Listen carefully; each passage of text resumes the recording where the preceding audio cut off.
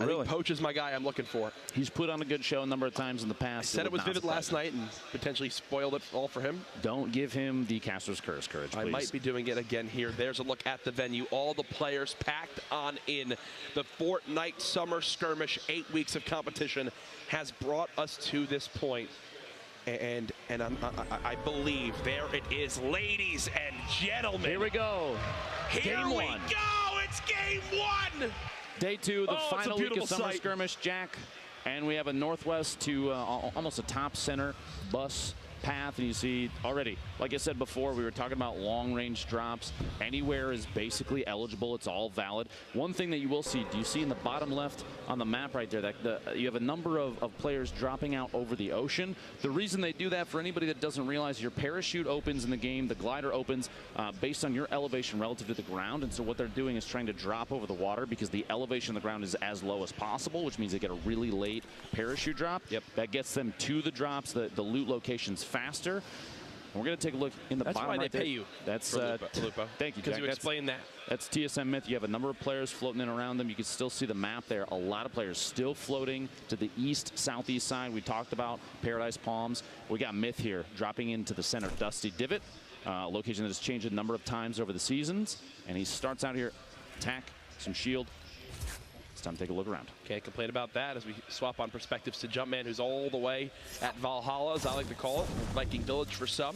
At the top side of this map, a lot of benefits actually to landing up here, Lupo, and a lot of them are for that reason right there. You see right next to Jumpman, that rift that can just get him out of any bad scenario. Saf, who's up top of them, we just saw the inventory, already has a scar. So if this man gets into any sort of a ranged battle, I think it's going to spell disaster. It's going to be tough. Jumpman does have the hunting rifle, which you won't see a whole lot of late game from a majority of players, but unless they're feeling very adventurous. Typically, late game in competitive matches turns into like a very CQC fight. But Erico taking Double down with a single shot there. A couple of these players, they're going to be names that you will see again because if they played in the heats and made it into the qualifiers but did not get into the grand finals on Monday, they're given the opportunity to jump back in and push through a heat again if they have the chance. You get here early enough. Exactly. You get here early enough, go for it, I think is the thought process there. But it looks like Jumpman will be getting into this engagement with Saf, who's just above him, using that high ground. No player having any shields, but I would say the inventory has to favor Saf here. The scar, the blue pump. He's got a hunting rifle as well. Not a lot of materials, though, Lupo, to work with. No shield for either of those players, and they're going to try and a little bit of explosive play here to see if they can bump one another out from any sort of any cover they're in underneath. Trying to rotate around Saf, trying to get a smack in so we can get one more until he's out. He cannot build now, which means an engagement is forced. The trap play, and Saf goes down. Jumpman. This is from the lower side of the map at Flush Factory. There's Nazgul with the quick pump shotgun shots to eliminate his opponent. The crowd gets a little bit behind him there. You'll love to see it. Now swapping on over to the complete, eastern side of the map. Jay Cuddy taking out King with the tack shotgun, gray or not. Look at the reaction of the camera. Okay, I'm getting a feel for this. That great tack, if you're close enough, if you're accurate enough, effectiveness is there. You just have to hit your shots, and we saw right there. That's not the storm. That's the low gravity zone. By Fatal that's currently in play. This was happened because of the cube that's been rolling around. Quick little swap for Marshmallow to get that elim. No materials really left, but 200 HP. You got to be feeling pretty confident there. Storm Tiger, name seen online before. Going to go ahead and loot this chest just outside Tilted. I believe I saw just on the feed. Liquid Poach was just eliminated, a name that we were discussing earlier, which is that's a big one to have go down when there's still 80 players, just under 80 players remaining in the game. But you have to remember, 3 more matches after this one. Saint is eliminated, someone we watched yesterday that was not able to make it to the grand finals just yet, but Storm Tiger took him out there. Out of materials, 7 and 5, and that's it. It hopes to grab a little bit, enough for one build. Wow. 5 HP. Oh my goodness! The timing. He's got to try to make something happen. Hit the sniper shot. 1 medal, 1 HP. What? What? Storm Tiger makes it all the way underneath. Okay, and here's his opponent. Maxed health with a shotgun. Storm Tiger, burst. if you win this game, you're my dad. Okay. And Jack, you are not the father. The tests are back, my friend. Jack, you're putting the caster curse coming out already. Wallhack Jack. a fellow member of Rogue looking for an elimination here, but Teenage takes him out. Some very accurate mid-air SMG shots. And one thing to remind everybody at home, if you've been watching the Summer Skirmish up to this point, we have not had a live crowd. Well, guess what? It is standing room only. And you can hear just how intense it is. A live look at the scoreboard. Again, we are running a full-functioning spectator feature here this weekend that catches us up to speed on where we are. Now, Ben, for everybody at home, let's remind them of how the points work. 3 to 4 limbs will earn you 1 point. Nobody yet at 3 limbs, so everyone's still sitting with a goose egg. Lassie's the closest right now, though, at 2, but here we see Painful PvP pushing up, trying to see if he can get above his opponent, but there's a lot of building going on here. The triangles there, the pyramids, but he does have a top down his opponent, using those pyramids to double layer, trying to make his way in, but a lot of edit and replaces from Painful. The drop down, his opponent closes an edit behind him. The chase down. That tack shotgun coming in handy. He takes an Elim from Seba there and picks up all his loot. Was that not exactly what we talked about earlier on with the edits and how edits are basically 90% of high-level play? Both players trying to utilize them there. Fortunately, only one can come out on top as we swap on over to Payday, who's just bouncing around. By the way, I don't know if you noticed that he's an Xbox controller player. You've seen the keybinds down at the bottom is the Y and the bumpers, which means we've seen a number of players show up with their controllers and stay toe-to-toe with anybody, and it's wonderful to see that.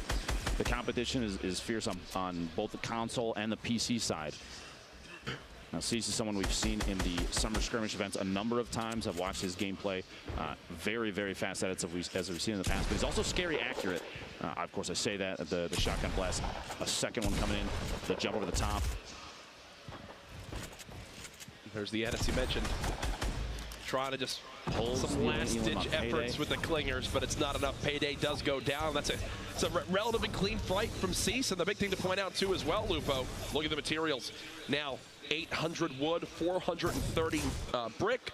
Great spot to be in so early in the game. You see Hysteria, the left side of your screen. He was someone who wasn't able to make it through yesterday through those qualifiers. Came back on through, got off early, and now he's back again. Made it through the heats today to give it another shot. And they're down there in Greasy, but back over just southwest of Retail. There's a pair of houses here that is a pretty common loot spot for players that don't want to hit a POI, but it looks like it's a pretty hefty drop here this time. Dr. David, a fellow doctor, trying to see if he can put some shots in. Probably not legitimate as well. Sorry. Wow. I'm sorry, Ben. We'll talk about that later on. These drop-ins, you'll see some players even avoid building. I think his opponent was down underneath. That David gets third-partied. Wondering, is he going to pop the Rift to go? Is he going to try to just use it as an escape tool? He's going to escape. If right now he feels like he's in a bad spot and he does not use that Rift to go, I feel like that's a pretty big mistake. He has an opportunity to make a move here. Yep. He can pop the minis. He does have bandages there to push himself up. He's going to be at 100 HP if he gets a chance to get all of those off. But we'll see here if Stark 2K decides to push or not. We have Amjav, Sean was taken again, another name we've seen, and Kevy back there in Retail, and the Storm's going to push them out to the west. You're going to see some third party here in a second. This build fight as well is going to be maybe an opportunity to get a knockdown on somebody. Seemed like it as he had Stark just disengaging. And, you know, I was so confident in him in that last battle once I saw the kind of health that his opponent was at, but then I didn't kind of realize maybe his material count is low, and that's exactly what the scenario is on the opposite side of the map. Megalomaniac 94. This is out at the hotel. The snipe shot. Oh. The headshot on Envy Scratch before going for the rift to make an escape because of the circle, and but Scratch had maxed HP. He did. Megalomaniac only had 75. That was one of those where it's like, this kind of determines my whole game right here. A headshot is everything, and he landed it. An excellent shot. Fuzzy, the top-down view, pushing down. This double barrel we've seen a number of times. One of the most chosen in competitive, most chosen shotguns in competitive games because just how close combat a lot of these fights are. You won't see a lot of players say no thank you to a double barrel. It hits so hard up close, you can make a definitive play very easily with it. Right now, Fuzzy seems like he's not too confident in the engagement he finds himself in, just looking for maybe a reset in this fight. Quick little picture in the top right as you see Fuzzy just kind of jump out of frame saying, nope, not this time around, pal. The top right there, like you said, Jack, is kind of, it was almost a cross section of what was happening around Fuzzy as he was backing away, just so players can see the layers, the number of the angles, the ramps that get placed during these engagements. And you have to watch for every angle possible because his opponent could have pushed up, built up a little bit, and gotten the top-down view through one of those ramps and taken a shot off as he was backing out, but he was lucky enough that they did not do that.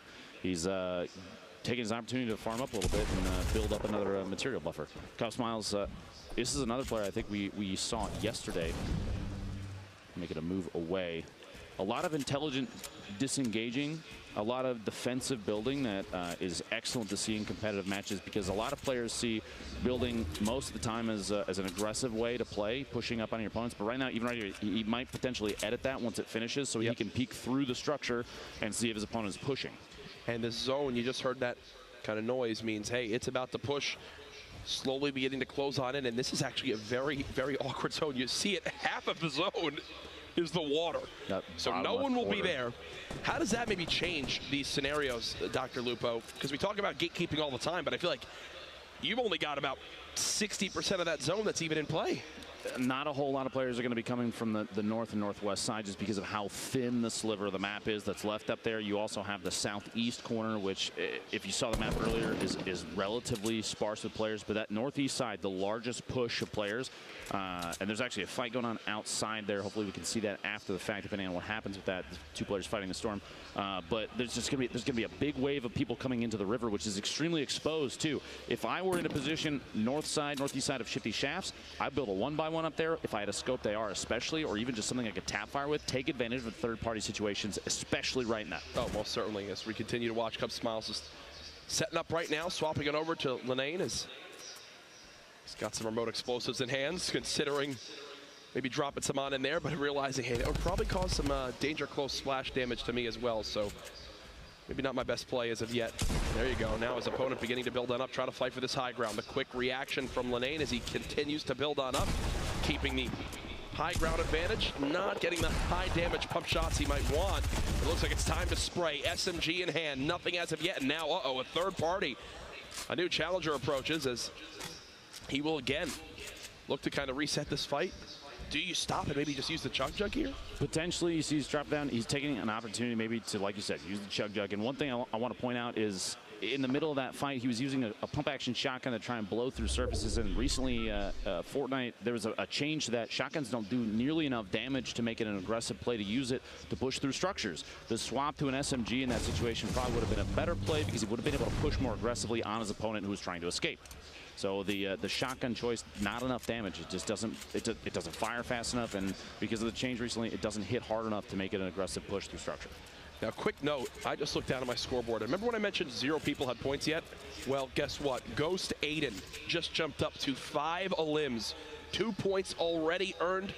Our leader at this point, and then Painful now at 3. Those are our only 2 players up to this point, Dr. Lupo, who have earned themselves some points on the board. There are 3 other players currently alive that have 2 eliminations, 1 more elim, pushing them to the 3 to get that single point. That's Kevy, Fluffy, and Zachamp. If they could pull, like I said, 1 more elim. And it's so important to mention, too, as we see how Painful got his 3rd elim. There it was. Jay Cuddy gets cut down. But the thing to bring up, we had our 33rd player qualify with 1 point yesterday. Aiden, with 5 elims, already has 2. This is just the beginning of game number 1 of the 4 we'll play. You got to think if you're Aiden right now, you're sitting pretty to potentially qualify for Monday's grand final. The southeast side, you hear that launch pad at this point. Shivsy might want to keep his eyes up. An opponent launch padded either away. Painful, you see right there, and there it is. Flying his way out. That engagement probably a good one to back out of. Painful saw a number of different opponents coming in and saying, no, now's not the time for this.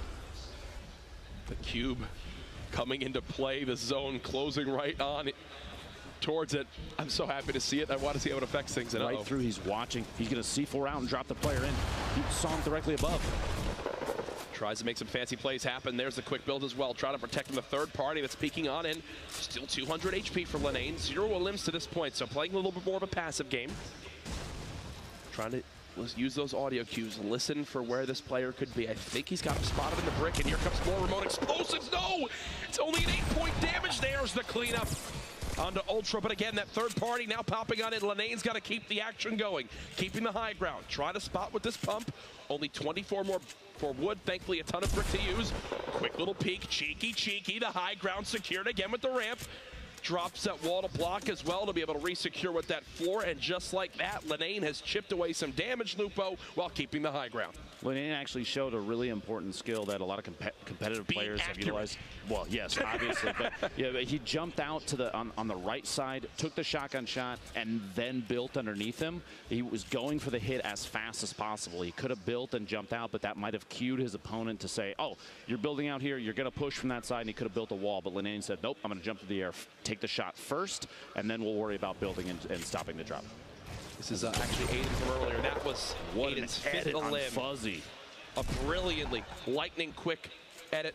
Back to the Lenane fight, still in this engagement. The zone will slowly be closing on in. Yes, they're right on the edge, but they will have to move. Looks like that player just below is beginning that process of moving now, and Lenane still wants us. The third party, though. This could spell disaster. Only 13 HP, and that storm's going to hit for a lot as it closes on in, Lupo.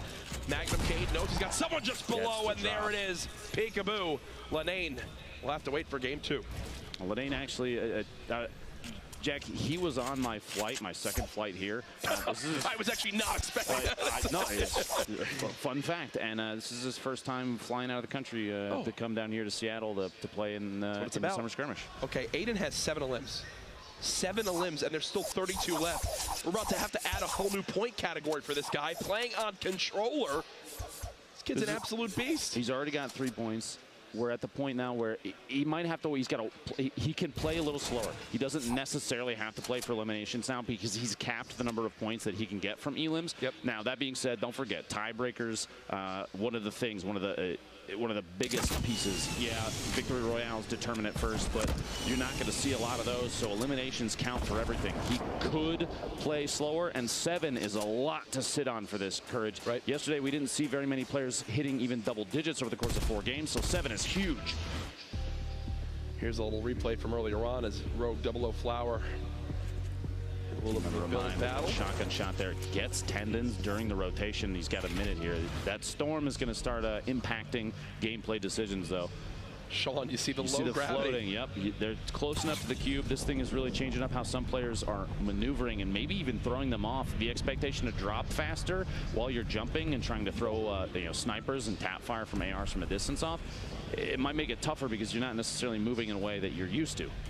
Now here's the leaderboard as we were talking about earlier. 3 other players hit 3 eliminations. That means 3 people have a single point apiece. But Painful PvP, the only one of those 3 that's still alive. Plus Aiden sitting pretty at 7 up top. Back to the game now. Sean was taken, hiding, healing. Greasy Grove. One of my favorite areas on the map. You see that low gravity zone ending just outside that area. Players beginning to push on in. Aiden has made the move. So last we saw, Aiden was on the far side of the zone, had to make something happen. Well, he has. Still 31 players left. You can see the entire zone on this mini-map. Shows just how kind of slow played some of these guys are taking this to try to stay alive for that top 10. Now you can see Aiden kind of sneaking around. I think he may have heard movement from the player above. You have to remember, even a weapon swap, you can hear that audio cue. And so Wheels up top, if there's change weapons at any point while Aiden's been in here, he will have heard him. You can hear the footsteps. There's movement happening. He knows there are people around him. He's looking for more fights. This is the next zone. Is the first zone that will be, one of the full rotations that'll have to happen. It's half out of play. Tempo actually just got knocked out of this game by Cease. So I gotta say, this might be some of the most aggressive in the middle of a rotation. Aiden just says, you know what, I'm just gonna go for it. I've got a player trapped outside, put himself in a 1-by-1, and he's making moves. Look at these speed builds, turbo building, spinning around, placing walls. He's made it into the next zone again, out of metal, but still 1,500 plus materials to use to his name. Over to LeVake.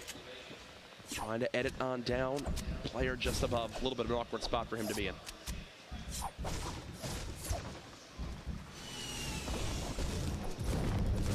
Uh-oh. Remember that trap? Remember that trap, Aiden? There are a pair of them in there. Remember that trap, Aiden? Place! Remember the trap! There it is! But it wasn't Aiden's. Bowman SC was the second trap, the one closer to the front door. You see the border around the traps tell you whether or not they're yours or not. And we saw when Aiden put one down, there was a second trap with a yellow border on there. His opponent. Oh, I thought he was walking into Aiden's. Imagine that would have been his 8th limb. My goodness. Magnum Cade. One of the few players I think that I've seen thus far holding on to a bolt action this late in the game. And it's funny to say late in the game. I shouldn't have said anything, but Chuck Nass, the shotgun play there. But this late in the game, there's 26 players remaining, and this is the first circle move. This is where the people on the east and south side, forced engagements are going to happen. Joystick in general going to run into each other. Bowman actually going down there in the southwest to Shivzy. Kevy taking out Stark Duque in the rotation in, but gets third party by Sean was taken. Oh, and Sean just got a free launch pad placed right below him from an enemy, so he's going to use that to maneuver quickly towards the opposite side of the zone.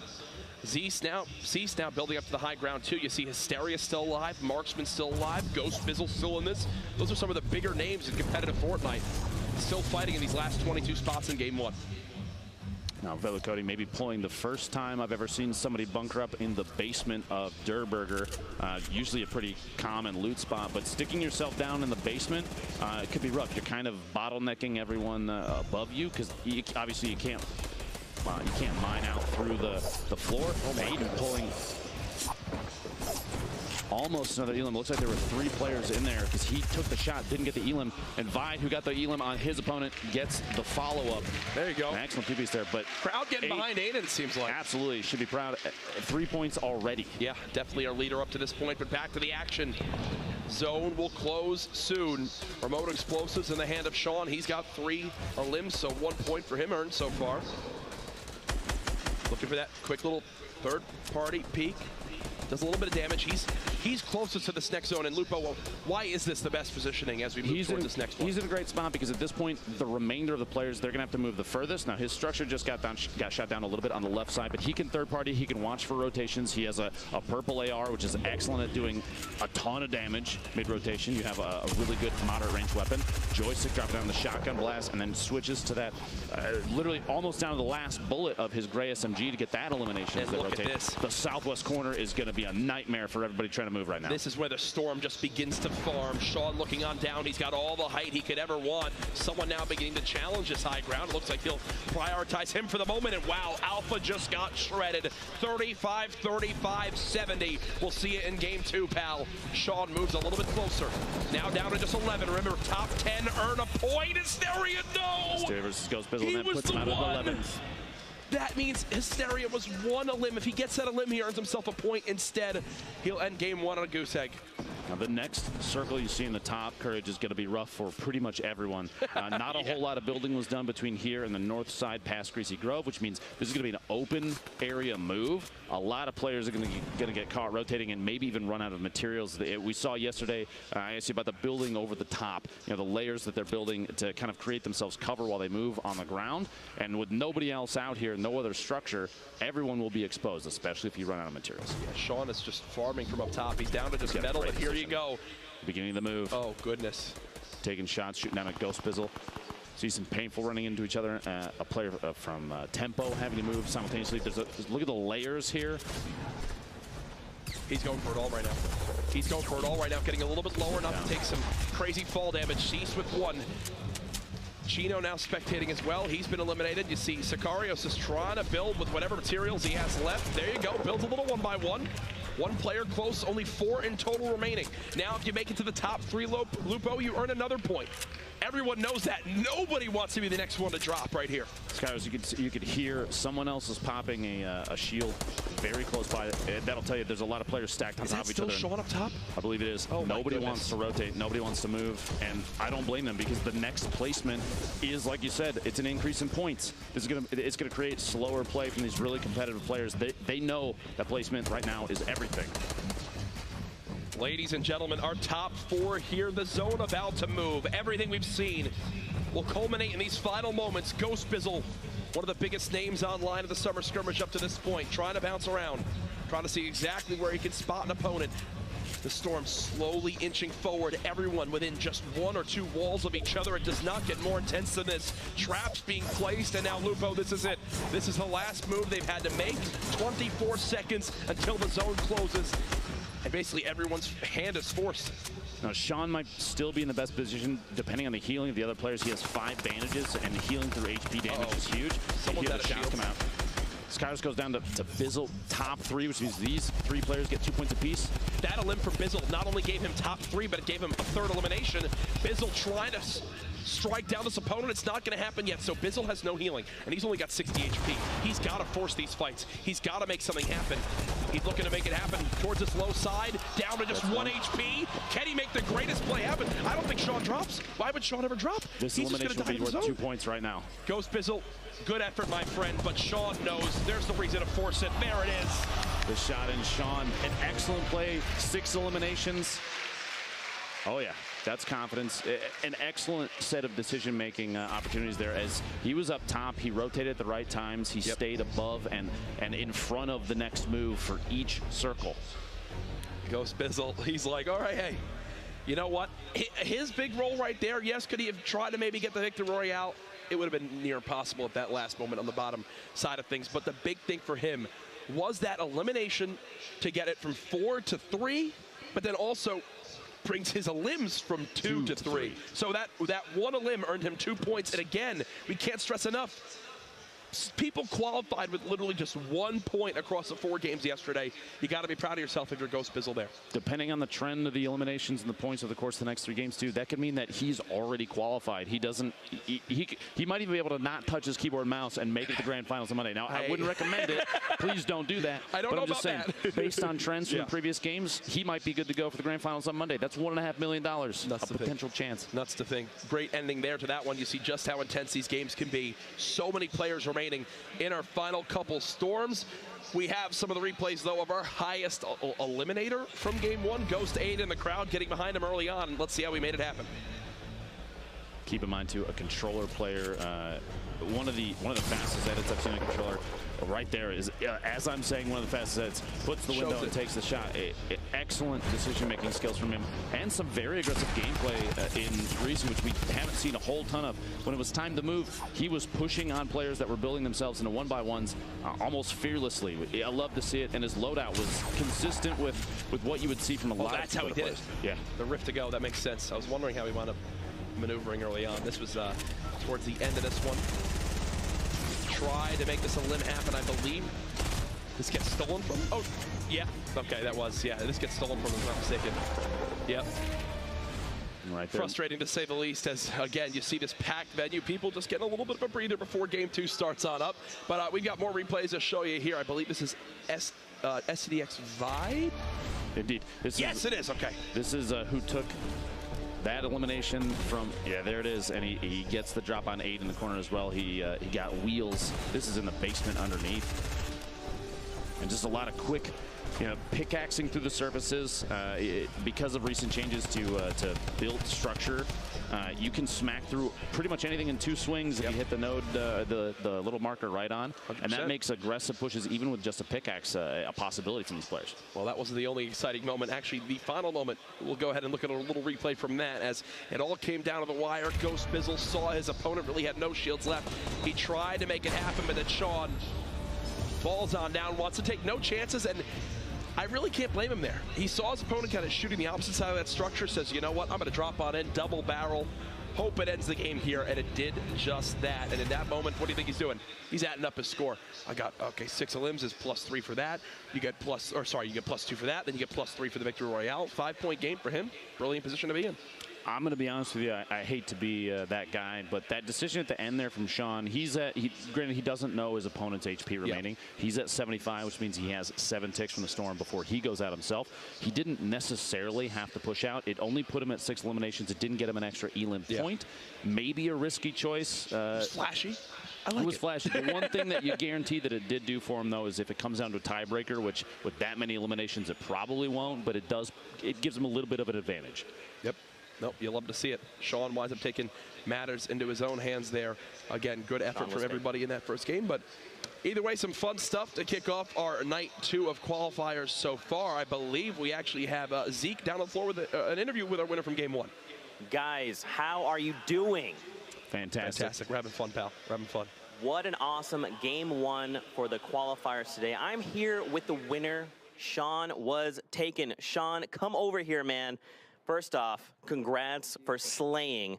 So let's talk about this, man. You show up today, and you qualify after the first 2 games this morning. And then you show up here, and on game number 1, you make yourself a target, and you say, look, 6 eliminations and Victory Royale. How are you feeling after that game? I'm feeling really good. I didn't expect it.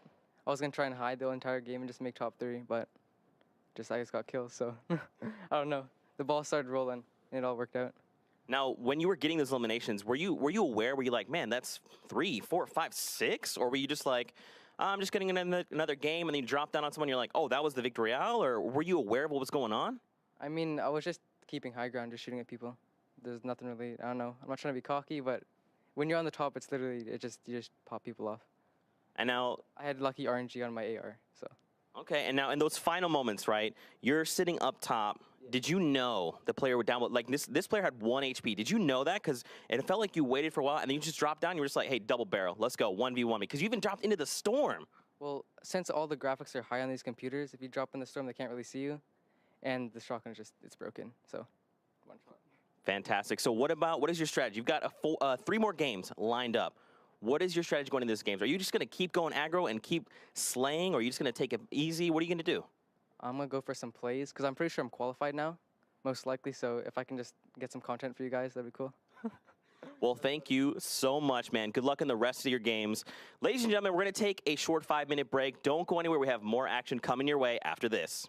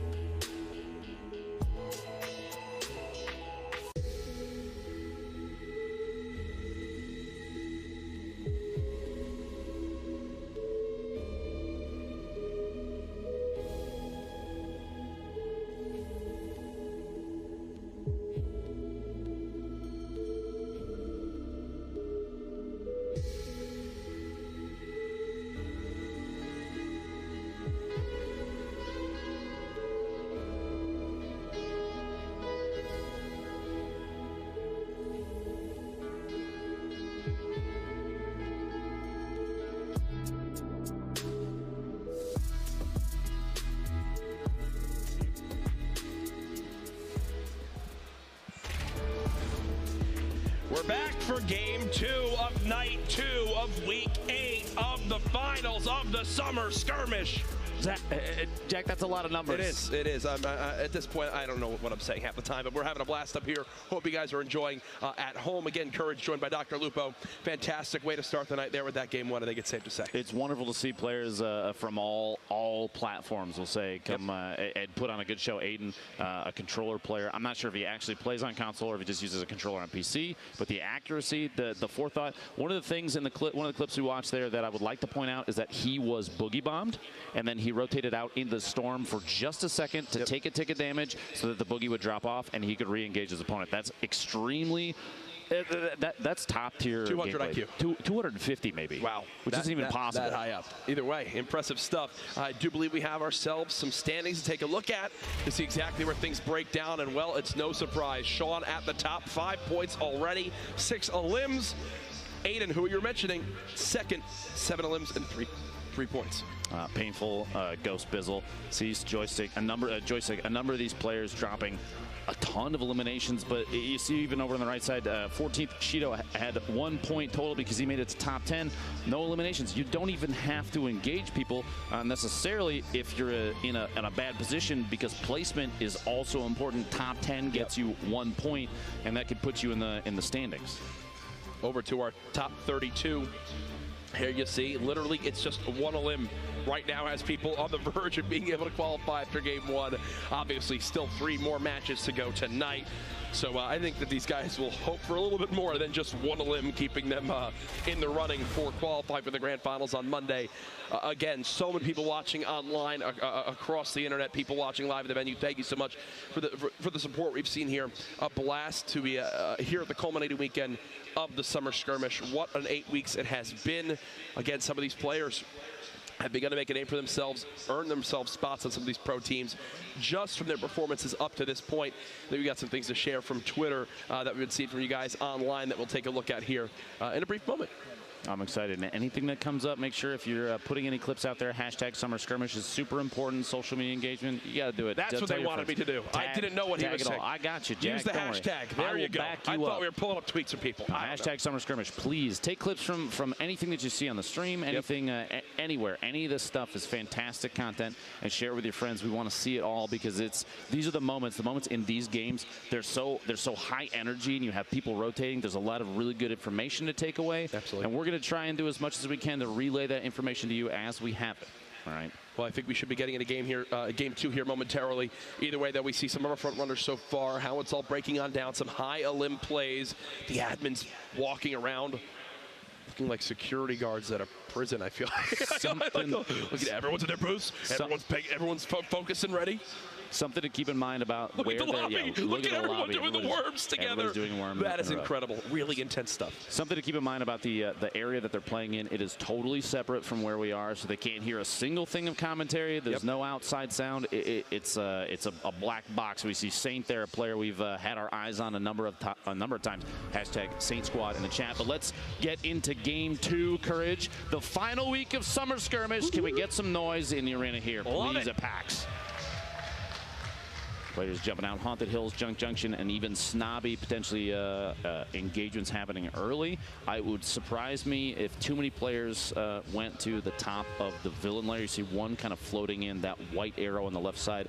The reason being, typically, if the drops are directly under the bus at the beginning of a match, especially in competitive, players, they tend to not necessarily go there because the thought that it might be a high-pressure zone, early engagements can be risky.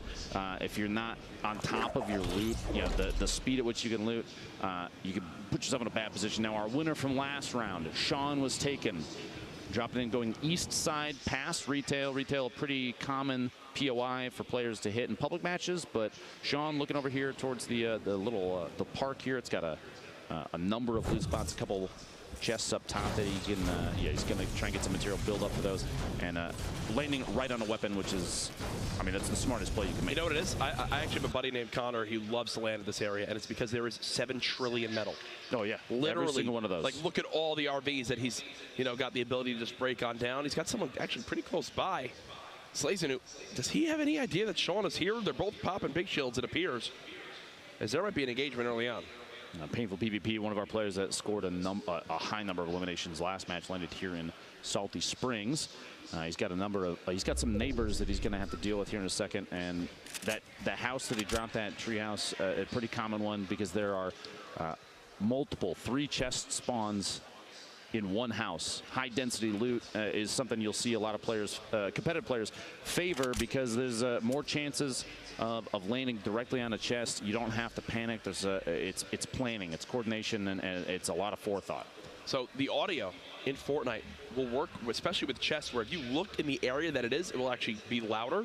So right there you saw he couldn't tell if there was a chest above him, so he winds up looking at it and hears it, then realizes, oh, I'm going to go to the top of the cyber tower and go and loot that thing as soon as possible. In the background there, you saw Dooble's just kind of keeping his eyes out for a build fight happening.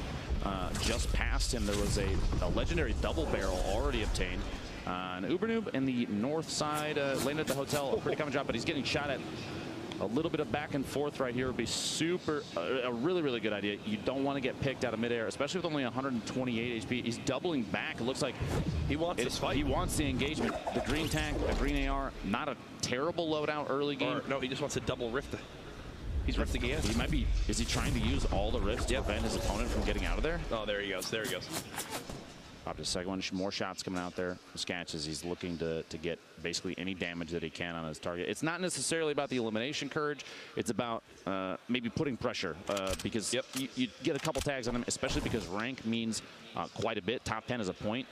He's just trying to get a couple hits on him and hope that maybe somebody else eliminates him. Now Wheels, we saw eliminated late game underneath Durburger, but a quick replay. Divine, a player we were talking about earlier, had a very high blaze. He's third and a first. Gets the drop on Kutra there.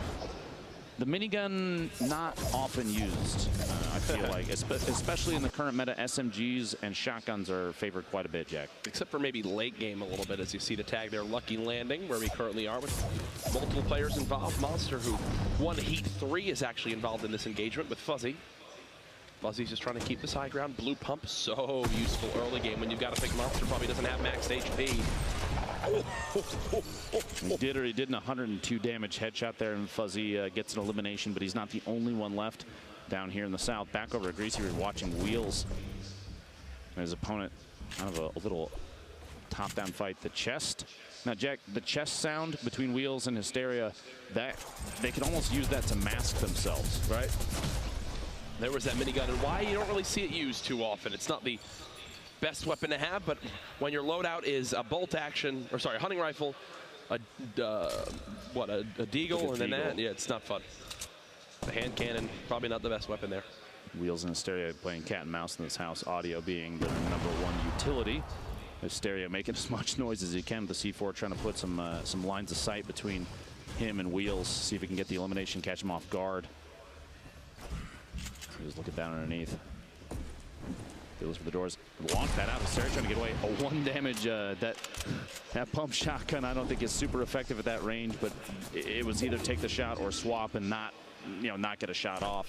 So he went for what he could. So he was immediately prepared to begin to chase down Hysteria right there. But once Hysteria built a little 1x1 and some nice little cover with that metal, that was enough to deter him from going from that fight, even when he knows Hysteria was under 100 health and he had maxed HP.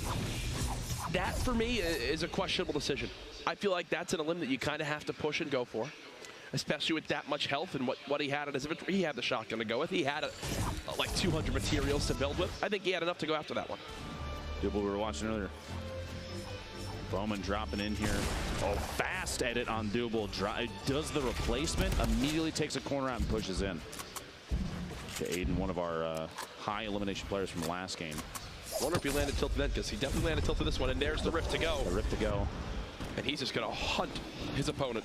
The interesting thing about rifts to go, Jack, if you're outside, if you're through a wall when one of those is popped, even maybe a floor up or down, it will still grab you on initial use. So his opponent looks like it picked him up and pulled him with him. Imagine, yeah. Imagine. The tap fires. Rift to go himself? Imagine again if he opened a rift right there from the portal, but Wish, player we've seen a lot of. Challenging someone up close. Gets really accurate AR shots, gray or not. the accuracy made every difference there. The 30 damage shots, he had 4 body shots on him, and that was all she wrote. Aiden back still here and tilted. Taking shots on Alpha, this build fight, and there's that rift to go. Grabbing both players, even though they weren't standing right on top of each other. The proximity of that you can even pull opponents out from inside of buildings. They land at the same time, and Aiden gets a quick elimination with a shotgun. Wow. Impressive stuff. Dr. David. His opponent's going to use a rift to go just in front of him, and now he'll follow it on up. As he's just trying to spot where did this guy run to. Typically, if you're seeing someone use a rift to go in that scenario, they're playing it as like a, hey, I need to get out of here. It's like a defensive, I've got to leave this fight. I'm not in a good spot.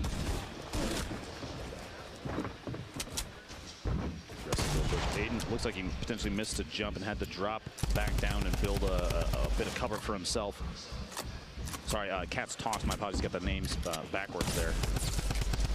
Aiden, the one with the top-down view, pushing and getting as much damage, and every little bit counts. And he gains knowledge even from just hitting one time, because you can see whether or not the damage is white or blue will tell you whether or not the opponent has shield or if they're down to just HP, and that can make the difference between an aggressive push or maybe slow playing a little bit. And if you're wondering how, and look at this from Aiden. Look at this from Aiden. Jump shot, swapping. This should be a quick little cleanup here for him, you'd think. Here's the minis getting popped. He's going to force this, wanting to make sure his opponent cannot heal through the aggression he's putting on. The drum gun, this 50 bullet clip is so good. Yes, the reload's a little bit longer, but it is so worth it in these spots. He can't get out. It seems he's trapped. Aiden, can he finish the elim? There it is. That 52 damage headshot. Another point earned. This is why even the green drum gun right now is one of the most powerful and 100%. Most utilized weapons, because up close, when you're at the point where there's no damage drop off, a 52 damage headshot takes an opponent out 50 in bullet clip. 4 hits. 4 if you hit all headshots, and that's incredibly fast. It's pretty good. I'm being honest with you. I think that's the understatement of the century. Giving super accurate shots there from that green suppressed SMG, but the sting grenade, Logan having to back out. He's got one on him as well. Very low HP. Stuck. Look at this zone. Edge. We're seeing a lot of this. This is first zone was half off the map. Southwest corner of the map getting quite a bit of play during this qualifier's second game, and we've got kind of a greasy, shifty area focus. This time Tilted still involved, and if you're Kevy, you're out in Dusty. You can gather up a couple mushrooms, make a little bit of a play on some materials, but you have to move soon. Joystick, the quick peek there. A little bit of damage. You feel naked when you don't have shields, Lupo. And I can tell you that's how Joystick's feeling with how fast he's peeking and immediately building for cover. He's not going to be pushing too aggressively, whether or not his opponent has shield at that point, because getting third party could mean just a quick one shot or like a one burst if all the shots hit. It could put him out of the game. He's going to stay up top, like you said, the very fast will uncrouch, shoot, and recrouch and hide on the ramp. Positioning the ramp can be pretty important too. You see he's kind of shifting around. If he's looking on the opposite side, it would not surprise me if he did a quick edit and change the orientation of the ramp. Now on your screen right now, those top 3 players, even though one is eliminated, they all come away with 1 point already in game 2. Aiden, Crashy, and Airco. But Airco already eliminated, which means Crashy and Aiden, they need push for a couple more eliminations, 2 more apiece will get them another point. That'll put them at 2 points, but they're in a pretty comfortable spot. Even just 1 point, like we've been saying, can mean the difference between making it to the grand finals or not. And Teenage here, stop watching the pushing the opponent. What a shot on Ash. But here's the thing, not able to loot because he only has 7 health. So yes, he wins that fight, but he's immediately got to start sprinting. Can't even get kind of his little gifts that were left behind. The boogie bomb. Uh-oh. Look how to get the boogie bomb. He's got to rotate down. Stays out long enough. The boogie wears off, but he's getting this Grenader Jake, one of our guest casters from yesterday, now playing in the qualifiers today. That's incredible. Cast yesterday, qualifies today. The jack of all trades, as I would say. Or maybe the Jake of all trades. Jake of all trades. I'm leaving. That was abysmal. Okay, courage. Oh, man. I thought I was the one that made bad jokes. I love you, Ben. Let's see how Takata plays this one, though. Both players getting third-partied, one from the west, one from the south. No materials left. He's kind of panicking, and great, you picked up 9 metal. It's not going to get you very far. A name we watched earlier stuck in the bottom of Shifty Shafts, and 1v1 versus opponent gets quick at it. He has an opportunity, gets it on Fuzzy, a jump shot, and uses a line of sight to block the explosion from the C4. An intelligent play and very good positioning there. And just to take note, that was the third elim for Lene in this one. Oh, the trap. Oh, he sprayed it down just in time. Tristan in the middle of that 1v1, as soon as the trap goes down, decides to stop shooting his opponent, shoot the wall out, and then re-engage. That could have gone bad very quickly. Remember, traps doing 150 damage. It's a lot, is how much they do, basically. 150 is, in fact, a lot. I just checked. It most certainly is. Wait, what is the right side of this map right now? Look at everyone. 1, 2, 3, 4, 5, 6, 7, 8 players roughly in that little ball, plus another one south and north. A couple of them stuck, hanging out in maybe a safe 1-by-1. But we have a ton of players on top of each other. But this is the southeast corner on top of S Hill. Is this a tilted landing? We might have a tilted. Sorry, tilted ending, not landing. My goodness. Lazy boy Chino just bouncing around. He's got one player close to him here. So when these players in these scenarios, for people at home wondering, when we say audio cues, they're listening for if the footsteps are on wood or if they're on the ground. They're listening for if they begin to break walls, if they're breaking metal, if they're breaking wood or brick. They're listening for audio cues if the players are above or below them. See Aiden hunting one down here. Could this be the end? No. Accuracy. Aiden, another elim. It's at 4 right now. I feel like if he keeps this consistency, he might set a record thus far for the qualifier eliminations. He's already got 4. He came away, with 7 last round? Yep. I think the most yesterday was Turkey Lips with 14 across 4 games. So that puts him already 11, and he's still alive here in game 2. His boy and Rex, top of this hill right now. 40 seconds before they're going to have to start rotating, and they have quite a bit of travel time ahead of them. We have 5 players currently alive, by the way, with 3+ elims, plus 2 more that were already eliminated with 3+ elims. Wait, he got another one. Aiden's now 5. Now got a 5th elim. Gives him 2 more points. Is he the GOAT? Is he the GOAT? Is he the best player ever? He might be. He might be. And he's just leaving. He's fine with leaving that. This is an intelligent rotation, too. Whether or not, he doesn't need to know if Joystick is one shot. It would be useful information. But right now, he's looking at the zone. He's saying, I have 5 elims. I'm not necessarily guaranteeing elimination from that fight over there. Multiple players could potentially be above me, so now's the time to move out. We mentioned so much yesterday how people could be more nervous at these LAN environments. They're going from practicing against some of the best online to seeing them face-to-face, sitting to their left and right. Aiden looks unfazed. He looks like he's at home sitting on his couch playing. Right. And now he's entered tilted. Uh-oh. Shots coming in from Big Red. Will he try to fall back in towards Tacos and possibly drop a trap down? I feel like that's kind of his defensive play. You heard the C4 bounce, maybe potentially gets the tree or another surface over there. An earlier push, an earlier toss. And there it is, exactly. I thought that's what he would do. Stay inside, bandage. He's got multiple med kits, which is perfect. That C4 toss from the player in the middle of Big Red, if it had come just a little bit earlier and maybe used the angle off the wall, the building next to Aiden, could have gotten that elimination from blast radius, but a little bit of hesitation made it so that Aiden could rotate out and hide inside that building, like you said. I feel like if you're at that point for Aiden, you're just kind of hoping people forget you're in there. Let others get third-partied, have to reset, think about other fights. You see all these quick edits coming on in. Lenane just staying alive. Boyer just outside there of Shifty. Nice there as well. Saint looking like he's in a fantastic position at the top of that. And look at this. Painful was in second in elims just below Aiden last game. Consistency is key, and these two understand that. It's like Okada was just eliminated with 4 eliminations of his own, 1 short of getting the 2nd point for eliminations, but even just 1, it's a valiant effort. 30 remaining here, 1:23 until the zone starts to move. I believe once this zone closes is when the next circle is, that's when the storm starts to mix things up and everybody's got to relocate. Absolutely. As we see just how they break on out of tilted here. Aiden, it's like he's invisible. He's just running across tilted. You hear the footsteps, trying to go for that shotgun shot over the top, just get a little peek at his opponent. Is going to back down underneath. And the traps are coming out. You got to be safe and careful walking through there. There could be on the surface above. There are multiple traps. This is not how. though. Are you 185. Are you kidding me? I'm now a fan of Aiden. Look at his face, too. It's like nothing even happened. This would be back-to-back 7 elim games if he can earn himself one more elimination. Ridiculous, ridiculous stuff. And he's actually in another fight with Saint. He's in another fight of the map. We'll have to keep you updated on that one. As you see, Hysteria still alive here. He got 11th in game 1, was 1 elim. He in that last fight was 1 elim away from earning that top 10 for a point. Aggressive push and gets Saint. That's 7 eliminations for the second game in a row. I am speechless. I'm going to say right now, folks, can we give it up, please, in the venue for the performance we're seeing from Aiden right now? Mind-blowing stuff.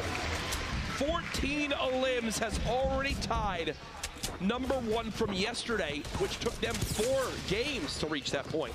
Nobody else seems to be playing nearly as aggressively as he does, and he's taking advantage of that. Maybe it's a thought process. Is this 8? Is this 8? Is this 8? Oh, trap. Okay, the trap stole it. He only took 2 ticks from that, the stink bomb right there. He's still in a good spot. 70 elims. There's 23 people left, and he's smack dab in the middle of the safe zone. Yeah. He doesn't have to play over the aggressive. He's got to take the trap out. You got a bit of loot in there. Watch he needs the AR ammo, and he knows that. You got to remember earlier too, there were 2 traps that were placed in here, so hopefully he recalls that there is another trap still in that building. Oh my gosh. Wow. Magnum with a swipe on an opponent trying to push up a ramp right there. At this point, we're watching the Aiden qualifiers because he is far and away our top player to this point. There's everyone inside tilted. Wall Hack Jack under 70 HP. Haste Loomsy under 50 HP. You had another player in Tacos Week as well. And Aiden early rotating again.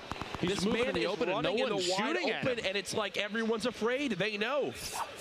Don't push towards the woman with the library glasses. Absolutely not. This Rook skin, maybe giving him superpowers. I have no idea. Okay, we take back everything we just said. I don't think, regardless of the outcome of this, there's no way this is a caster curse.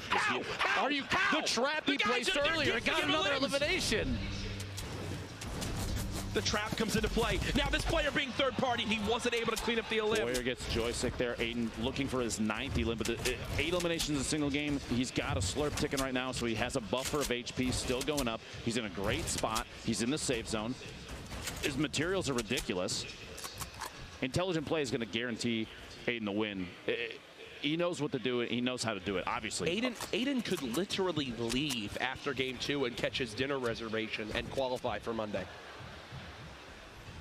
And if he can you bring me back something? A little breaded roll? Jack, are you always hungry? Shots yes. Here, third party. I am, actually. Loomsy gets Cole in the feed there with a trap from earlier as well. Aiden's looking to secure that 9th elim. Painful on top of him, though. The second place elimination player, they're stacked on top of each other, which means you have 2 Slayers here that might get forced into an engagement. An Aiden chant now breaking. There's actually an Aiden chant here at PAX West right now. And I'm just in awe as to what I am watching. He's just chilling at the moment. Painful in the same build as well. The Storm beginning to move on in as people will have to follow on up. Wall Hack Jack just actually dropped to the zone. 16 players left. The Storm's got 20 seconds till it closes, which means 6 more players go down, and then people start to pick up points based just on their placement. Yep. What does Aiden do here? Looks like he'll just hide on out for now as we swap perspectives for a moment. This is Painful, who's above him in that same structure. 4 limbs, 1 more elimination for Painful, and that'll net him a 2nd point to continue to put him separated from the rest of the pack. And look at everyone in that structure. Painful, Sen Animal, Aiden, Boyer, Loomsy. Saf is still alive with 200 HP as well. Aiden wants this. Slow Aiden's hunting. Play. Actually, okay, no, his ear is itching. Closes his edit out there just to make sure. Now Aiden's hunting.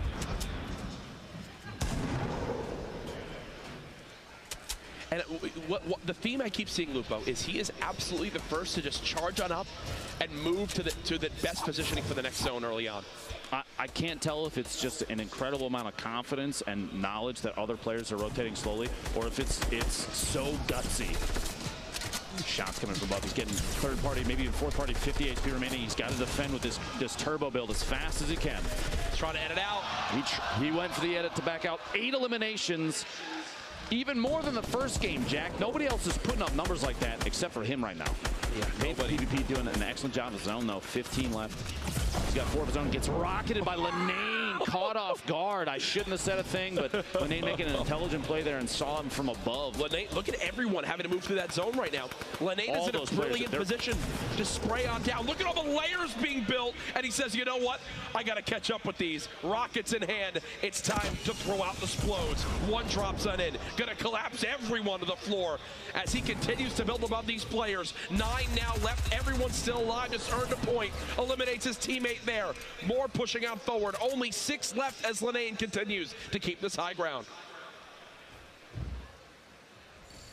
The number of layers, the number of little chambers that are being built here. He needed the materials. He had to go for it. At one point in there, it looked like some players were even holding hands almost. Tristan Hip going down to Boyer, an SMG in the feed, but Lenane has the launcher out. He's looking for it. It's not the only explode he has either, Jack. He has a single C4 left, which could come in key for dropping a structure late game, get an opportunity on another player and timing. Multiple remote explosives being thrown. You see Lenane for a second was wondering if that was his own structure. He only has about 11 more materials he can build. Is he going to try to time this rocket? He is. He tried to blow up the remote explosives as his rocket went to hit. He just barely missed it. A little bit more distance would have made a big difference. Literally, one more block would have been enough. Looked like the rocket detonated the C4, which is it's an excellent high IQ play. It's just the distance needed to be different, but he does have it. He's got a top-down view, but like you said, low build count. He's got to start making moves down onto players. Otherwise, the third party here gets the shots, can't secure the elim. He's starting to take damage from the storm, but he's got to push in 4 left. He's got 5. 2 rockets could be enough to secure 2 of them right here. There's one. How about another? 3 remaining. Doesn't quite connect. 3 players left. 6 elims right now for Lenane. Can he wind up securing maximum points with the 7 elim bonus and the Victory Royale bonus? That would be, I believe, our first 6-point game we've had yet this weekend. There's a shot. Oh! The edit from above from Animal right through the metal surface there. He caught a window and took the shot with a shotgun and got Lenane on the rotation. 1v1 Animal. Animal building out up, and this earns him not only another point for potentially the Victory Royale, but if he gets the final elim, that puts him at 3 eliminations. He's got all he needs. I've got Animal as my favorite to win this game. Let's see if he can secure it here. 10 seconds left in the zone. He's trying to get aggressive for the push. He knows how much it means to get this final elim and the Victory Royale. He can essentially stamp his ticket to Monday's qualifiers if he can get this here, or sorry, the finals if he gets it here. The shot's coming on in, tries to get the floors and the pyramids going. One player just below. He's going to go to pop the mini, but then has to reset as the shots continue to rain on in. That drum gun so good at cutting down these layers. Smart play to reset. He'll build up top, but again, the volley of bullets continues to spray on in. Animal, when will be his cue to go for it all? He's trying to edit this pyramid. There you go. He's getting somewhere. Trying to create a hole to drop down through right there. He finds an opportunity. You notice he built up, like you said, built a second layer. It's a shot. Weak. There it is. Sap gets cut down. More points earned as we have our victor for game 2. Excellent gameplay from a number of players over the course of that. He's got that #1 holding it up. And that last elimination gives him 2 more points. Let's take a look back at what just happened. This rotation, the timing, the decision to drop down, and he does get the 55 damage crit there. Switches to the gold AR to finish. Guarantees him the win. Once he gets that 55 clean HP damage, I think he's going to himself, this is a dub. This is really, I'm feeling quite good. And he knew it, immediately starts spraying with that drum gun, has the legendary assault rifle if needed. The victory there for Sen Animal in game number 2 will put us halfway done with tonight's action. And so far it has been quite intense. I love, you know someone's going off when there is a battle royale game like Fortnite, where there are so many stories, so many players, so much going on, but one player, Aiden, can not only get a chant from the crowd. People were actually yelling his name here. It was incredible. But then the majority of the camera time, because the whole story is him. Well, when you're putting up 8 eliminations in a competitive BR environment, it puts him at 15, which, like you were saying before, Turkey Lips yesterday had 14, but I think Aiden right now has the most eliminations in any qualifier thus far. And we're not even done. We have tomorrow as well. We have 2 more games tonight. He could continue a tear. And he's playing in a way that we haven't seen anybody else thus far play. Multiple times we cut to directly to his feed. He was running in the open, Jack. No one was taking shots. It happened in Greasy. It happened again outside of Tilted. It's like he's calling the bluffs of everyone. Like, I know you all want elims, but guess what? you say you're going to play for them, you're more worried about the top 10. And I feel like as the game, and I'm seeing it more and more, as the game's getting towards like the top 20, everyone's like afraid to peak. And we're going to go ahead and roll some Aiden replays here as we talk over this. But it's one of those things where he's recognizing, hey, there's 15 left. No one wants to be the next one to die. So guess what I'm going to do? I'm going to position myself, run out in the open, and call the bluff on everyone that they'll peak and put myself in the best spot to secure a win or another elim. It's incredible to see gameplay from players like this. And the other thing I've noticed about the way that he's been playing, more so, especially in the first game, he's taking loadouts that are not necessarily common. Right there, he has one that you'll see quite a few players run, but even the first game, he had the purple burst. He had a compact SMG, which a lot of players are choosing the drum gun over it just because of the pure amount of damage it can do up close. And it seems like he's versatile with whatever he's running. Here it is again. It just puts himself in a great spot to secure quick, clean eliminations. This was the whole fight inside of the kind of blue-red corner building. He knows the opponent's placing traps and running up the stairs, and he perfectly times it. Where Sloth goes to peek, he says, anything you can do, I'm basically one step ahead, my friend. This is against Saint, who has been playing every week in the skirmish, it seems like, with OPS and SCT from TSM. Wins this 1v1 as clean as can be. Ridiculous stuff. There's a look at him right now, tongue out, excited. As, yeah, he's feeling good after 2 games. Really good pursuits from him. Even that, like you said, that push on Saint in the middle of the pawn shop building, down bottom of Tilted. He's just so aggressive. Not everybody would go for something like that, and I think his sense of knowing when to push, it's becoming more and more apparent every single time we watch him. Now, Aiden did well. He had nice elims, but he did not win game number 2. That was Sen Animal. We'll take a look at the final moment as he winds up securing the victory. And again, the difference in what 2 points could be here, Dr. Lupo, is massive on the grand scale of things. Now, aggressive gameplay might be one thing, but Animal actually, right there, you see he was the one to eliminate Aiden, saying you might be taking out the riffraff, but I'm going to take you out, and he secures that elimination. Also gets the win right here, eliminating Saf as the last one. Excellent gameplay, good timing on his choice to push or not push and wait. Yep. He built up that last engagement. He built up multiple layers above his opponent, Saf, who was trying to shoot up underneath to stop him from healing. Yeah. And that's a pretty common mechanic, a pretty common maneuver from players that, especially ones that are stuck down at the bottom. You can hear the cue from the shield, the mini being popped, and so he's decided to build up a second layer, kind of hide himself through the wood planks, and so he could get the heals off as he needed them before he made the push. Well, I believe we do, as we get ready for game number 3, have to catch up with our winner there from game 2. Or no, it's actually not even our winner from game 2. It's the man himself, Aiden. Is he golfing? Yes. He's so relaxed that he's... Disgusting. Oh, hey guys, what's up? Zeke here. We're just hanging out playing putt-putt. How are you guys doing? Good. It's good to see Aiden up there having some fun after his performance so far. Always, you know it. I'm here with the man, the myth, the legend, the people's hero.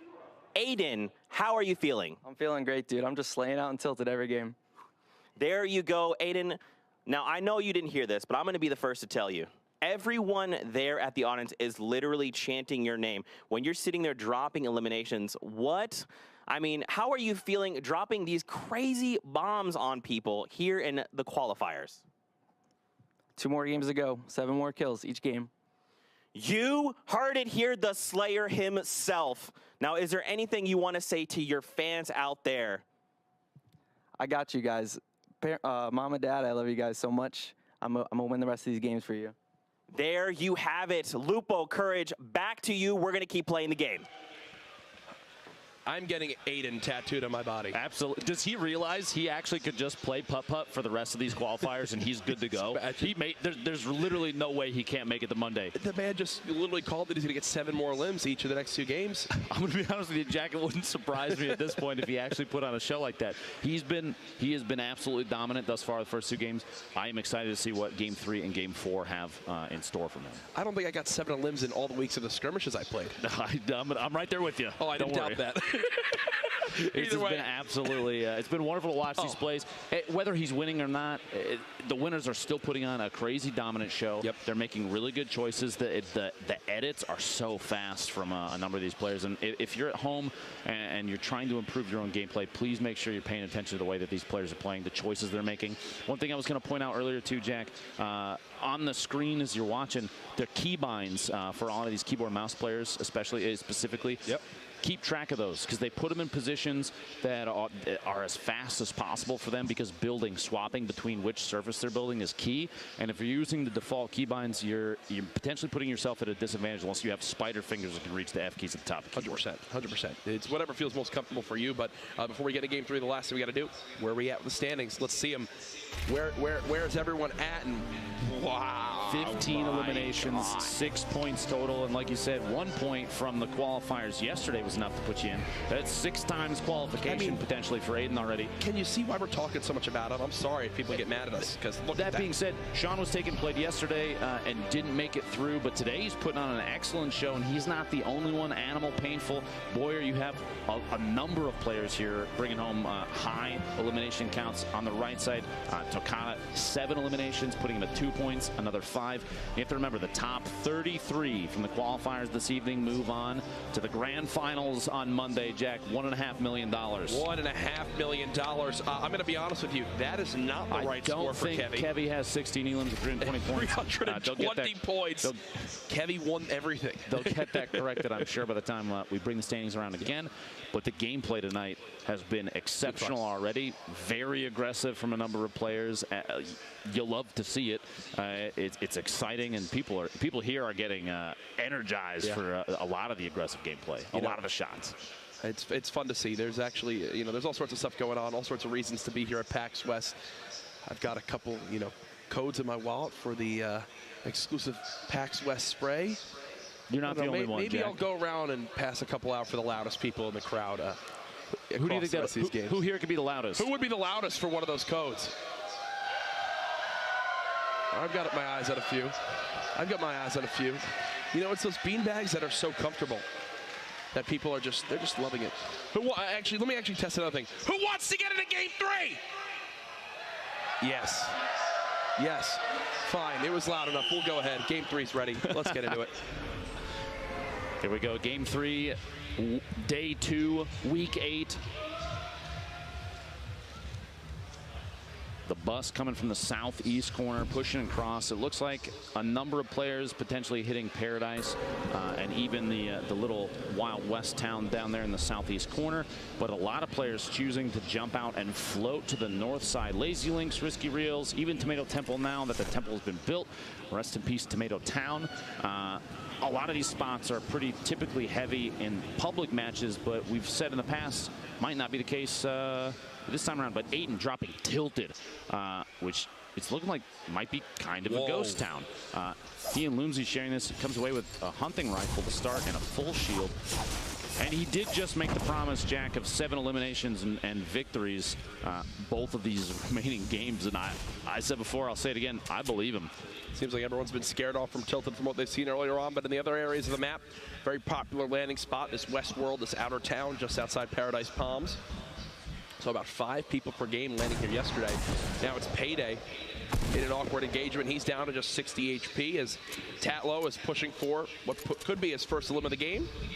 We did see Payday had 0 building materials left, down to just maybe 5-6 hit points. The sound Tatlow cue there. should have this, right? He should have this. There you go. And he does. Secures the elimination on Payday, another controller player, just like a number of other players we've seen here. But that push on the outside, you could hear he was waiting for the dirt sound, the footsteps in the dirt, definitely different from the wood panels on the floor on the inside. That kind of knowledge, the awareness is extremely important.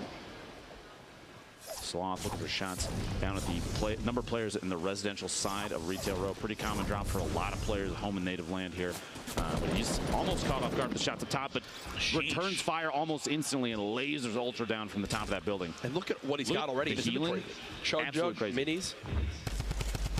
Vlad and King B looking for an engagement here. Gets the shotgun shot off, goes through them, misses a shot on the way down, a second shot in midair. Oh. And that actually costs him the elimination on Vlad. It could have been his first one for the game, but Vlad eliminated himself via the ground, Jack. Via the ground, taking another victim. As you see, really, King B only had about 1 clip left of bullets for that engagement. Might have worked out for him there. Sloth, we just saw pick up 1 elim, a long drum gun fight, decides, hey, this is I'm no longer wanting to play this kind of 50-50. He'll reset, no! Bandit catches him off guard. Third-partied. Potentially some accuracy issues in there at certain points. Do you think it's nerves? Do you think it's the rarity of the weapon, Jack? What causes that? You can toss it up to a couple things. All I know is it's got to improve from him if he's going to do better next time. You see Bandit rewarded with the Chug Jug, and well, from 20 HP to 200, he's feeling real good and ready for another fight. Almost max effectiveness down here in Salty. This is actually a pretty common drop for Flower. He and I played it together in the past. He likes to go to Chimney Rock often and then push into Salty because there's a number of chests that drop there, and not very many players will land directly on Chimney and move into Salty. So you're Gorilla getting shots on Flower. 100 shield, 100 HP, not enough. Gorilla not even taking a point of damage there. Picks up some minis. He's in an excellent spot here now. That's one of those positions in those houses where you just kind of bounce up and down, use that jump straight, and Flower didn't even know where to look. He was caught off guard. Next thing you know, he's above him. Already 2 shots have gone out. That's why, in those scenarios, I really do like that consistent output of the TAC shotgun. We just kind of popped into Ada for a second. Yes, he has 0 limbs, but the man's already got 1,000 material in his inventory. Fantastic for so early in the game. Tilted a pretty common drop in the past to not come out with a whole ton of material if you're, especially if it's a very heated drop. But those pallets in the bottom of the new building are a common farm spot. Those pallets, they're so good for harvesting wood. So he's here. So he's actually one of the players, I believe, last round, depending, hopefully we can gather some info on this, but I believe he's removed a number of very competitive players from the game. I think he's looking to try and do it again here. What that edit and build. What a maneuver, Jack. He replaces the edit, jumps out, and places a surface all during one jump. So fast from these players, and he's trying to stay ahead of the movement of his opponent. This is actually going to be tough, trying to edit away. Brilliant engagement so far. That's Airco bouncing back and forth. You see just outside Fatal Fields.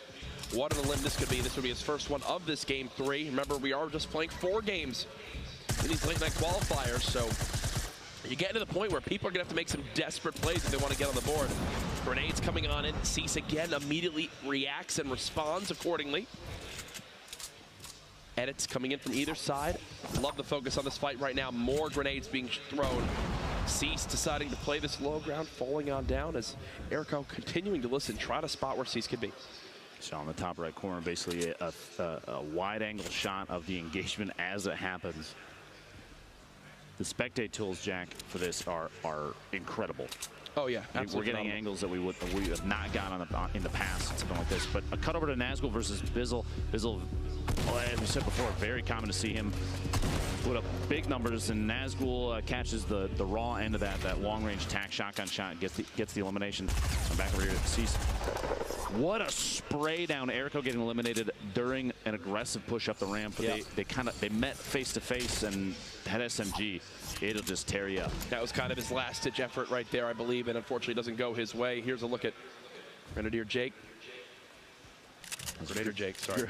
Grenadier Jake? I don't know. Grenadier I'm making Jack? stuff up. I'm making stuff up at this point. This is just east of Junk Junction. This is a pretty common drop in competitive games too, because it's not labeled, and there is quite a bit of loot out here. Plus the metal. If you 100%. You're in an opportunity to, you have an opportunity to rotate into Junk, which has tons of metal to farm up, and metal is super important in late game competitive games, because it has the highest initial HP, starts at 110, which means out of the gate, you place it in front of an opponent, you have just a little bit longer to put yourself in a better position. Ooh, dualies, shots from Grenade, someone we kept our eyes on here, the accuracy, and he needed it, and he got it. Wow. See these drop downs.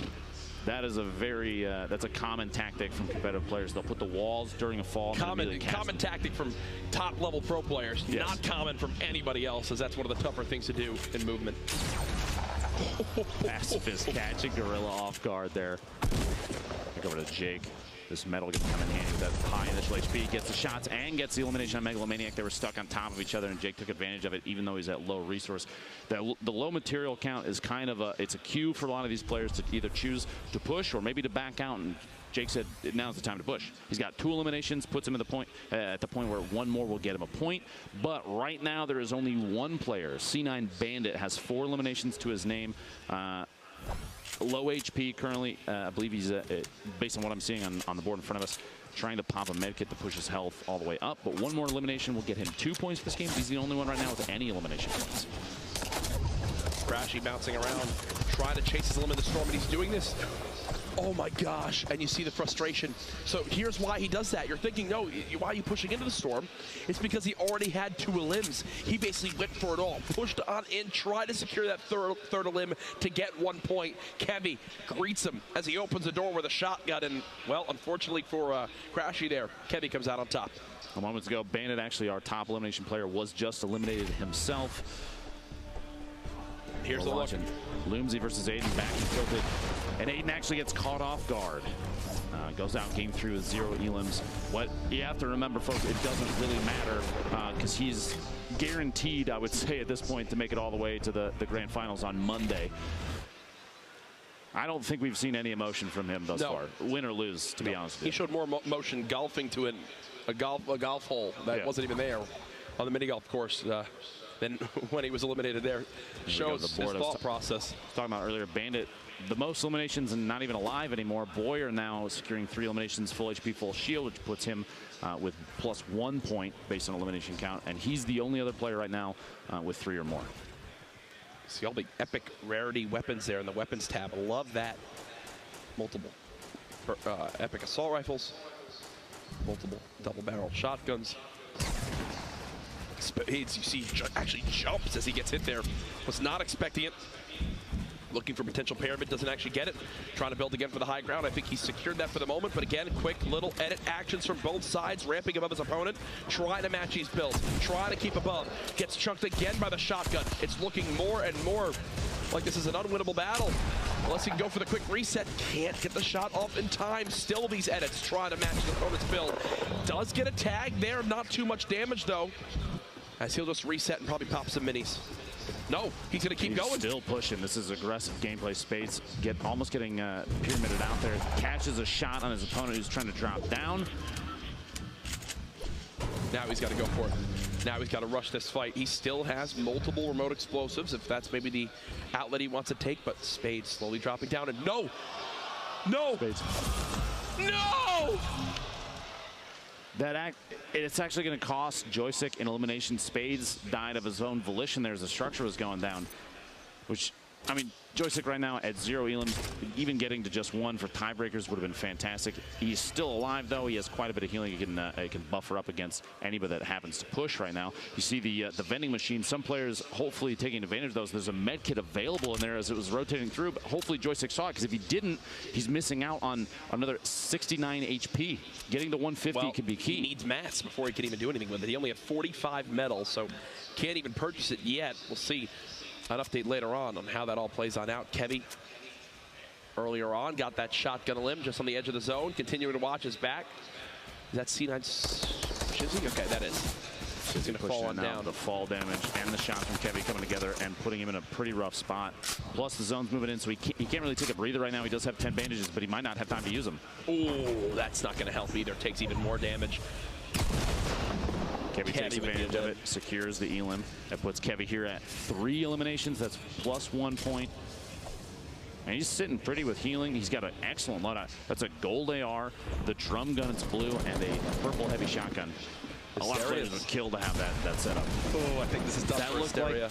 That looked like potentially a bad weapon swap in there. I think I saw the pickaxe come out immediately after the edit, and I would bet he's trying to go to a shotgun. So you'll see so many times when players get in these little builds, they start breaking down every wall that's not theirs because they want to have the ability to edit whatever's around them. It's happening right there. We did just cut away, but that's exactly what the player on your screen is doing. It's because you want the ability to control whatever happens with those walls.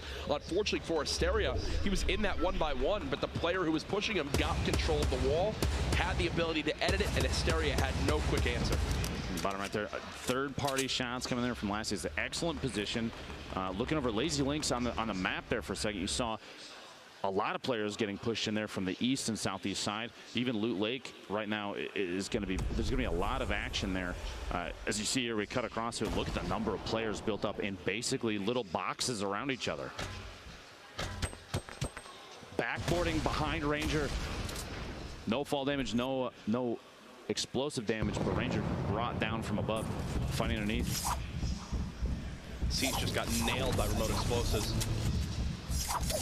Still Chaz one below him. Gonna go ahead and break on down. Not there quite yet. That's an edited pyramid. As he just lost the high ground. Just like that, he just lost the high ground. And now the whole script has been flipped. He's got no builds. He can't go up there himself. Bill Chaz basically just hoping that Enigma kind of forgets about him, I think.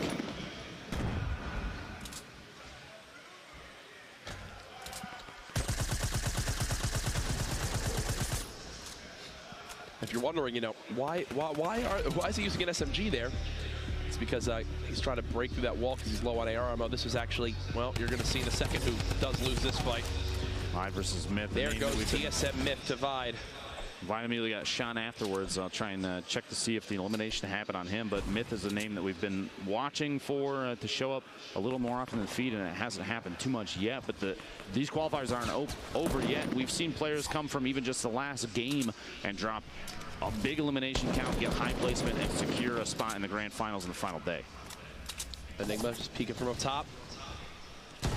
Staying at this build. Again, you see these top players, they'll do this fall where they place the walls and the ramp to follow. Quickly disengages. A minute and a half. The storm rotation happening now, Courage, and this is going to cause a lot of engagements to happen between these players. Carlos getting caught off guard, actually catching an opponent off guard, gets Cease on rotation. He was just kind of crouching in his box, waiting for movement from his opponents, and that's exactly how things played out. It's a very forward-thinking movement there. He didn't have to move early. He had enough buffer time against the storm, and the opponents that he was potentially captured in by, they had to move earlier. They were closer to the storm. He just had to wait. Storm moving in, everyone having to react. Chuck Nasty staying alive, building one by ones on the left side of your screen. You got Jay Cuddy still alive. We saw him get cut down last game with that shotgun as Kuptra trying to force the engagement. That was down onto Rex. So many tactical shotguns being used, and I'm liking him more and more. That's 3 eliminations right there for Kuptra. It puts him +1 point, which is huge. If you reference yesterday's qualifiers, he could be in a great position already. Your Saint, a player we've seen a number of times here. I caught off guard in Tilted last round. But right now he's at the top of the hill, the southwest corner of the hotel. A very top-down view of a lot of players. And he's got a couple friends right underneath him. Looks like Tendon is sneaking around to the base of that tower, too. Materials aren't terrible for a late game engagement. 500 can keep you alive for quite a while, but if you start getting aggressively pushed by somebody, it might not be enough. Quickly editing that roof. This next zone, I'm actually really interested to see where it lands, because if it starts to go up towards this mountain and players have to push this high ground, we know what happens, Lupo. Pacifist gets caught off guard there. Whenever that comes into play. There's going to be a lot of players that get scraped off on that mountain. The storm it is ruthless when it comes to positioning sometimes. General of 4 limbs. Just panicking in that one by one, trying to get those minis off in time. We got Linane flying in from above. Look at the top of that tower, see if we can make a play. Potentially pushing for elimination soon. Tien has a big shield still to use, not electing to pop it, with it only really giving him 34. Maybe waiting until later. 34 to me, Jack, feels like enough that using the shield now, especially because the rotation will happen soon, I feel like it's a better call to just use it and get as big of an HP and shield buffer as you can. 100%. Couldn't agree more. Logan, see how weak he is at the top of that build. And now is when it begins to get awkward as Bumboy takes down Colton. I love the reactions each time. It's even like, oh, nearly had it. Oh, United's Ashton is actually still in this, as well as CLG Wish. So some of those bigger organizations still with representation late here in a Game 3. Again, we appreciate everyone tuning on in and watching the Fortnite Summer Skirmish. This is Week 8, the final week of competition. Everything culminating here at PAX West. $1.5 million on the line for players on Monday. 33 will qualify from this qualifier tonight to earn their spots in that grand final. And you see movements like that, the FPS flips the ramp orientation in order to put himself in a position where he can peek shoot over the top of those. He could have backed up the ramp and potentially had an angle, but changing the direction of the ramp is key. And you see a lot of players just flipping those super fast. The left side of the screen, the density of the players is this final circle closing before the movement starts. 26 remaining, and the FPS, the only player with 5 eliminations. That's 2 points for him secured right now, which is huge. And he's trying to stay above his opponents. Don't burn too many materials, though, in my opinion, because a rotation may happen for you as well soon. And unless you catch somebody moving and can get their materials, whatever they drop, which may not be a lot, you're maybe burning through your own defenses too quickly. There are currently 3 players at 4 elims, needing just 1 more to get that extra point. There's one. There's one of them. Wish. Lassie secures his 5th elim, gives him 2 points. We shouldn't feel too bad about that, though. He had a point of his own. I believe that he had 3 eliminations before that. We have Saint there, top of the tower. He's got 2 players below him. Kuptra, who actually earlier we cut to him hit a pretty good snipe. We had another player underneath him, Tendons. Both waiting, kind of biding their time for rotation as the circle.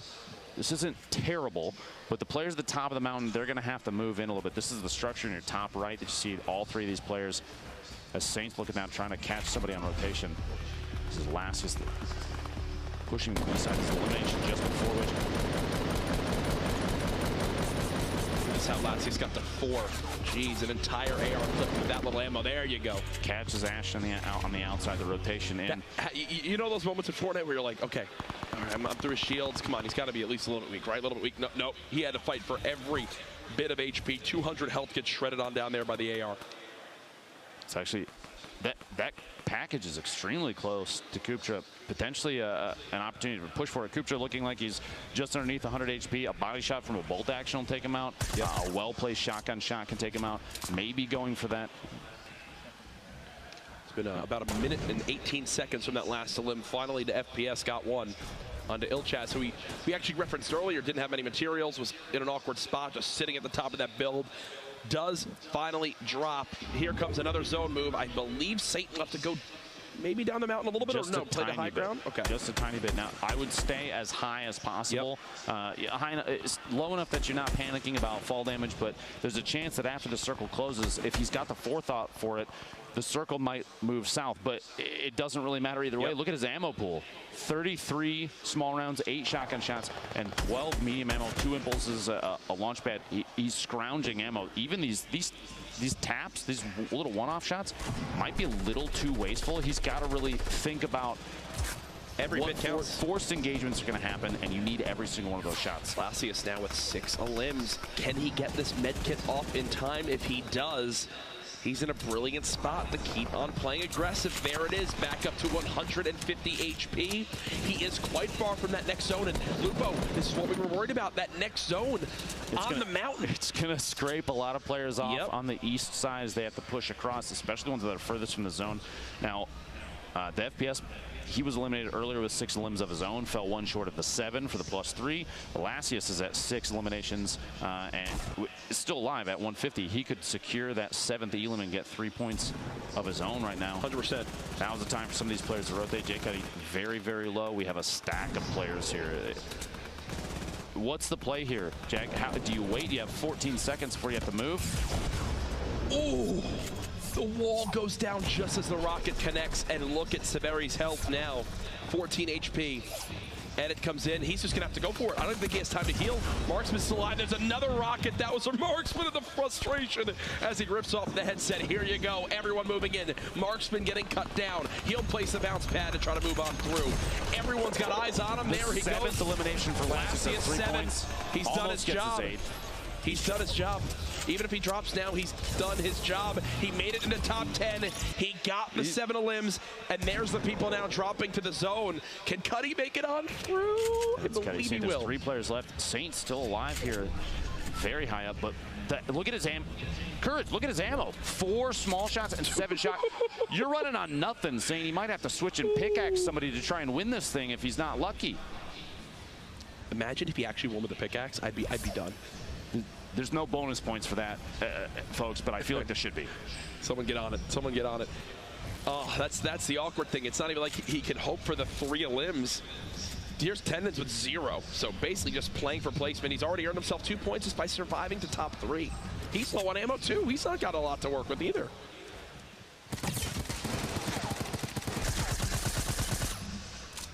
Shots from Tendons burning through potentially what he has left. He and Saints both in bad positions for ammo, like you said, and the next rotation is happening. This looks like it might be a push up the hill. He might not be worried about the next zone. He might be going for an Elim here to get that, try and push himself to second and maybe a win. Gets the shot, Tendons gets it. And Saint with basically nothing left. He had 5 shotgun shells. 5 shotgun shells, and he plays it flawlessly. Recognizes the scenario. I cannot really fight a full-fledged fight with how little ammo I have. I've got to look for a third-party engagement. This is his perspective. He hears them fighting. He hears, you know, damage being traded. Okay. Doesn't get that limit. Would have been nice because it would have actually put him at 3, but in the end, all he cares about is that victory royale. Secures it there, and that'll put him in a pretty position, Lupo, when we take a look at our standings later, as he hopes to earn one of those 33 spots from tonight to make it into the grand final on Monday. 3 points from a victory royale, probably enough based on what we've seen from previous days, so that should feel really good for Saint. As not the first qualifier. He actually played yesterday and did not land top 33, but today I believe he's come back with a little more determination. And even if he hadn't made it today, he could still qualify tomorrow. He could play through the heats again and push his way into qualifiers tomorrow evening and try his hand at getting to the grand finals Monday. $1.5 million, which is crazy. We have one more game to go tonight. Again, we'll keep you up to date on where everyone stands. We'll know who our 33 who have qualified are for the last one, and there's the hype there. Saint knows just how important that is. He just pops the emote as well. IRL. All right, I like it. I like that emote. It's confident action from him. You love to see it. Now, he's not the only one that put on a good show over the course of that match. There's a number of players that are shining exceptionally well, and there's some. Yet again, we've seen a number of people that you have high expectations for, high hopes. Like Vivid yesterday, it seems like hopefully Myth. He's a player that I've seen crush, just crush opposition, and I would almost expect him to show up this last match and dominate. One big name, C9 Bandit, had himself some nice limbs in that one. You mentioned you're hoping for Myth to come back and dominate. Just for everyone at home, no matter who you're a fan of in this, if they don't have a single point to this point to set the tone for how this can play out from yesterday. One player in particular that comes to mind was Wheats of Rise Nation. He had 0 points going into Game 4. He then winds up securing a top placing by getting himself some limbs, by getting a top placing in the game, earns enough points to put him through to Sunday based off of just one game. That can still happen here, Lupo. Nobody can be counted out yet. See Bandit in that previous engagement right there, the ability to just turn on a dime almost and still be accurate. It's incredible, the sensitivity that some of these players play at. Higher sense in a game like this is very important, because building one-by-ones and being able to protect yourself, you'll see players, there are some players that are so fast, the second that they take damage, they are instantly 180ing and building all ready to protect themselves if it's a shot from the back, and he's 100%. A player that can do that. They spin on a dime. Another player who can do that as well is NRG General. We were watching him a little bit towards the later half of that game, but this is that fight with Asteria. You saw he broke the wall, replaced it with his own, gets the quick edit, cuts down Hysteria, re-edits the wall so the third party can't stop him. So quick. It's what you need to do if you're going to be one of the top players here this weekend, Dr. Lupo. NRG should feel good about pick up a player like General on their team.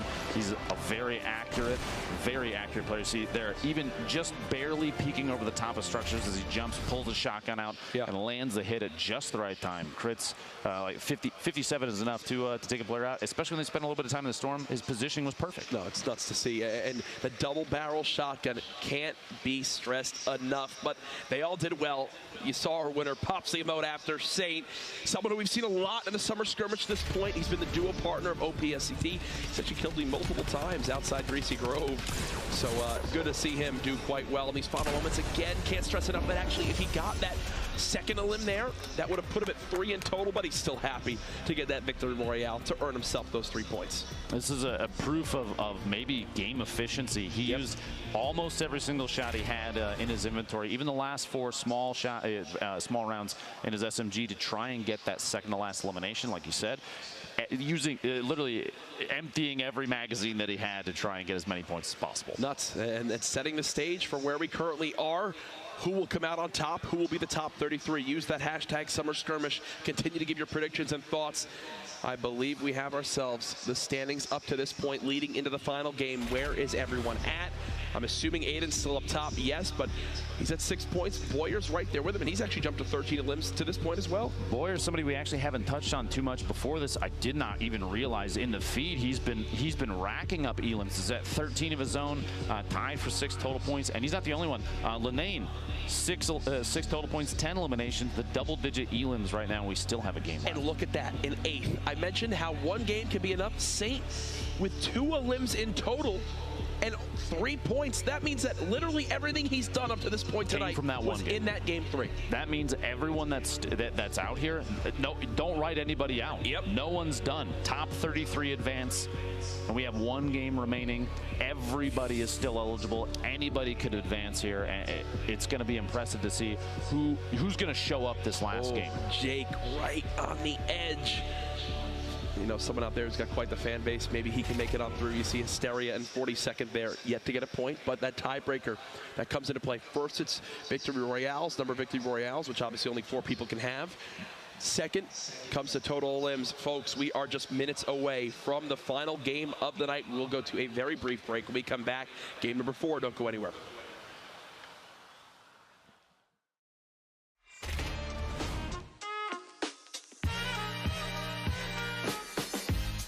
I got fans on Twitch and pretty much my friends, my family. I want to win to make everybody proud. I'm not here necessarily to win. I like the competitive side of everything. It's a once-in-a-lifetime experience for sure. It would be hilarious if a non-pro player beat the pros. So let's get it. Let's put it this way, I'm going to be a Bush boy for sure. Yeah, I'm going to get in the top 10, just be crushed with that Bush.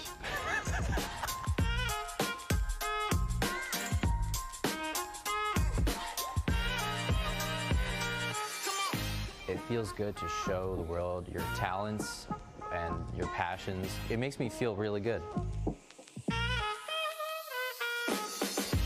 I want to win just because it would show how much I've grown playing Fortnite. From barely able to do anything in the game to being able to win would be very nice. I think it'd be a good opportunity to get my name out. Also, I mean, it's a lot of money on the line, so mostly the money, let's be honest.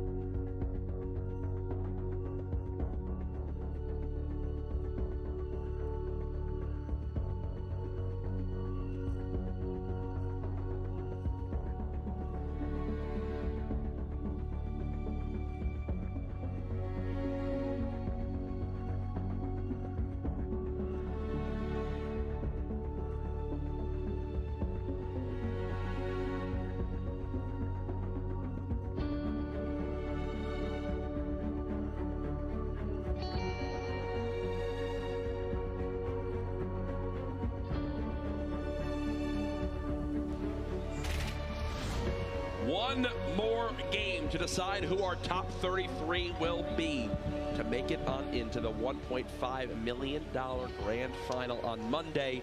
Who will it be? We don't know yet. Anybody still has a chance to, Courage, as we've seen from previous games. Players, like last game, Saint securing 3 points of his own with the victory royale, which puts him well within range for qualifying for Monday. So anybody, whether you've gotten eliminations, no, 0 elims, 0 points, doesn't matter. Because right now, there's an opportunity for any of these players to play out of their minds, get a bunch of points, and make their way to Monday. And that's the beauty of it. Saint just did it. Who else can follow suit?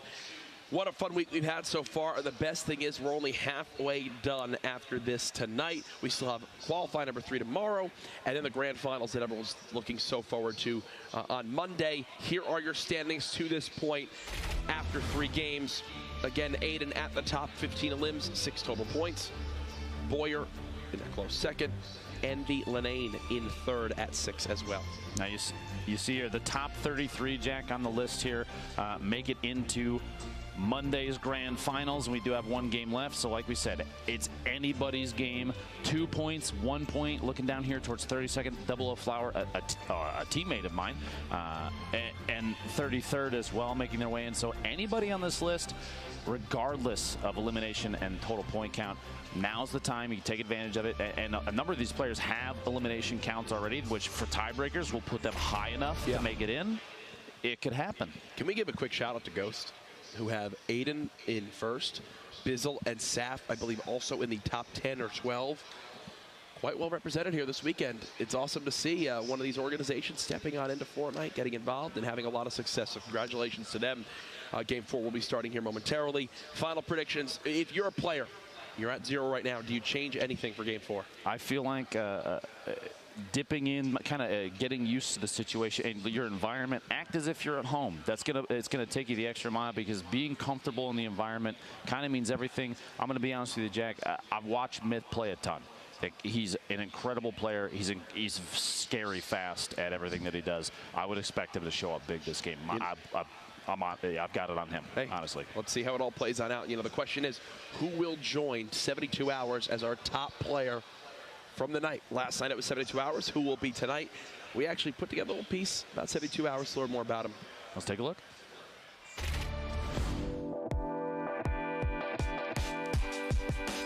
My name is Tom, and I'm from New Jersey, and my gamer tag is 72 Hours. Playing at PAX has been a very different experience than I'm used to. Like, for example, being around other people who are also extremely talented at the game and competing next to them is just not comparable to anything else I've done in my life. So in order to win today, I tried to play really passive early game and just focus on getting a lot of materials and avoiding those early game fights, because a lot of other players will spend that time fighting, and by then other players will have farmed 4 times, 5 times their current mats. The biggest thing is some people don't understand, I feel like, when to rotate, and that kind of hurts them when they're trying to rotate in a zone. They do it too early or too late, and they don't really read the situation correctly, and that's kind of what whittles them down almost, because like your shields and your materials, like it's all currency basically for your life, and people kind of misjudge that, or they'll hold you in storm, which also is really not fun. If I were to win this prize, it would be huge, because I could pay off my house, and then I would just be stress-free. I wouldn't have any bills, and I could just move on from there and continue grinding Fortnite. Every one of my teammates has won a Summer Skirmish, so I feel like it's just the only right thing that I've got to win one too now. So. Ben, you made a gesture the second he brought up one line. Go ahead. Talk to me about it. What stands out for you? Yesterday, I made a comment about how these top-tier players treat even their remaining HP as a currency for when they can and cannot make moves. And the reason he referenced there, right there, is he made the choice to push outside the zone. He knew he was going to spend that HP currency, so to say, on making an intelligent positioning decision. And it paid off huge. It got him the game win. He had shots on Brandon around the corners. He was trying to rotate away, and he spent that currency at just the right time. Hey, that's a smart play from him. He knows that currency quite well, probably better than most people here, as that's why he finished top in that heat. Let me know. Let us know. Use the hashtag Summer Skirmish is 72 Hours. The player that will come out on top in the end will it be someone from night 2 of the qualifiers. Have we yet to see maybe the winner from this weekend play yet? Either way, folks, it is time for game number 4. This crowd has been wonderful so far tonight. There's a look at the players as well. Oh, God, I'm nervous, Lupo. I'm nervous. The last one, Jack. We still have 2 days ahead of us. Yep. But I want to see just how loud people here at PAX can get. Let me hear it. Yeah! I joined that as well. Could you tell? I could. My ears hurt, but I still love you. Thank you. Now we see the bus coming west to northeast side, right across Tilted. If Nick Merckx were here, it'd be a dream drop, but we have a number of players jumping out early. See that bottom left corner, like I said before, dropping over the water is super important for that. Dropping over the lowest elevation they can to get the parachute to open as late as possible, the glider, so they can fly into one of these loot spots and hit it as fast as they can. The southeast side of the map, potentially getting quite a few players going there. But it's always been a pretty even spread across the map, Jack. Yep. These competitive players, they see these locations, even the non-named ones, as an opportunity. A fight there for a weapon. Aiden picks it up, gets a couple taps, trying to drop down, and this pursuit we saw earlier against Sadie, he's going for round 2. Gets it, tendons goes down early. No weapon. That spot right there in the corner, a pretty common weapon spawn location, but nothing there this time. The tendons coming up rather unlucky as the first elimination for Aiden. Tilted is maybe his home and native as well. On the leaderboards, we saw that it was Saf who's in the top, I believe, 12 right now. Fly Crunch immediately popping that Portafort, wanting to play the high ground and look for where exactly his opponent is in this top Viking Village / Valhalla area. Now you mentioned earlier Ghost, a team that has a number of high-performing players here. Saf, one of them who is trying to peek for a shot here. No, right? No way. You know you want to. No way. What was that counter peek from his opponent? Very fast. It looked like he potentially contacted around the tree next to him. Both these players trying to get a peek shot on each other, but materials super important. And Saf recognized that. He's going to start smacking through these little huts out here to try and gather up as much wood as he possibly can, because this engagement, this is the kind of engagement where you know somebody's going to come out alive and somebody's not. 100%. That's Airco. Bouncing on around, only has the ability to build 4 more walls. There's 2 of them. 2. Player just below gets control of the roof. Doesn't pop in right away. At 120 HP, I'm wondering if he's worried about having more or less than his opponent in this situation, or if he just wants to go for it. Oh, and he knows. He must know that Rex is weak. He probably inflicted this damage himself. Airco trying to go for it. Just a quick update. The players that were fighting up top on the top of the mountain, Valhalla, Viking Village, they actually disengaged from each other, so no resolution from that yet. Potentially running into each other later. We'll have to see. More kind of quick little farming from Airco, and it's so funny. You think it really is 5 wood a big difference? 1 wall, 1 ramp could be the difference between life and death. Tempo in double L's. Cuts down Lucy. This is Airco still in that fight from earlier. We kind of popping back and forth. A lot of action happening as fast. There's multiple engagements happening. We'll try and give you as many POVs as possible of all of the fights. And there we go. Airco taking Rex out. The Dooley's coming in big there. Pop that med kit for the moment. That was all the way over at Haunted Hills. Nothing left to his name after that, though. Back over here, this is Cats Talks, who dropped here actually previously and ended up engaging Aiden, I believe, in the second match. Ooh, whiffs that build. He'll drop all the way down to the bottom. And I'm wondering how many people are around here. Is it 1v1? Is there a third party involved? I think that there's a third party. Yes, so it's still Tempo there. There's Aiden and then Cats. You see the map here. A couple locations have potential engagements happening, but this is very, very spread. A lot of players landing. You see there's multiple spots where there's no name. It's not a POI, but there is loot there. And there's a lot of separation. It's interesting, though. You'll see even some engagements in the north side of Tomato Temple at the bridge there. There are two players very close to each other. We have these still, all 3 of them in tilted towers here. Catstocks, Aiden, and Tempo. I believe this is northeast of Flush Factory. Divine played really well on the heat, looking for elimination here. Gets a couple taps. He still saw that there's shield remaining on his opponent. So aggressive push, gets the shots. The tack, 67, does not get the crit. Only a body shot, and Cub Smiles takes advantage of that. It's going to be so painful when he sees the health. When he sees the health, it's just going to add insult to injury. Shido just moving around that top motel area. Gonna have to move towards zone. Not a lot of materials, not a lot of shields, not a lot of health. Back until the Catstocks. Stink bombs those aren't necessarily always used for getting elimination, Jack. The other option there is even just a single tag can give away opponent position if you've lost track of them. You'll see competitive players just drop one against a wall on the outside of a building sometimes to check to see if there is someone inside behind that surface. It's a zoning tool as well.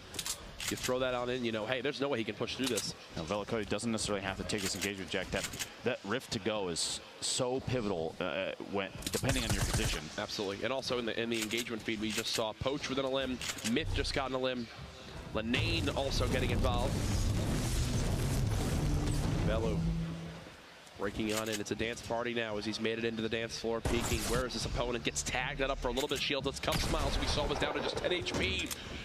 Velu can't snap out of his opponent quick enough, so from a 200 hit point pool down to just now 120, now down to just 97, not putting any damage yet into his opponent as of yet. Cub Smiles doing everything he can to stay alive in this final game of the qualifier.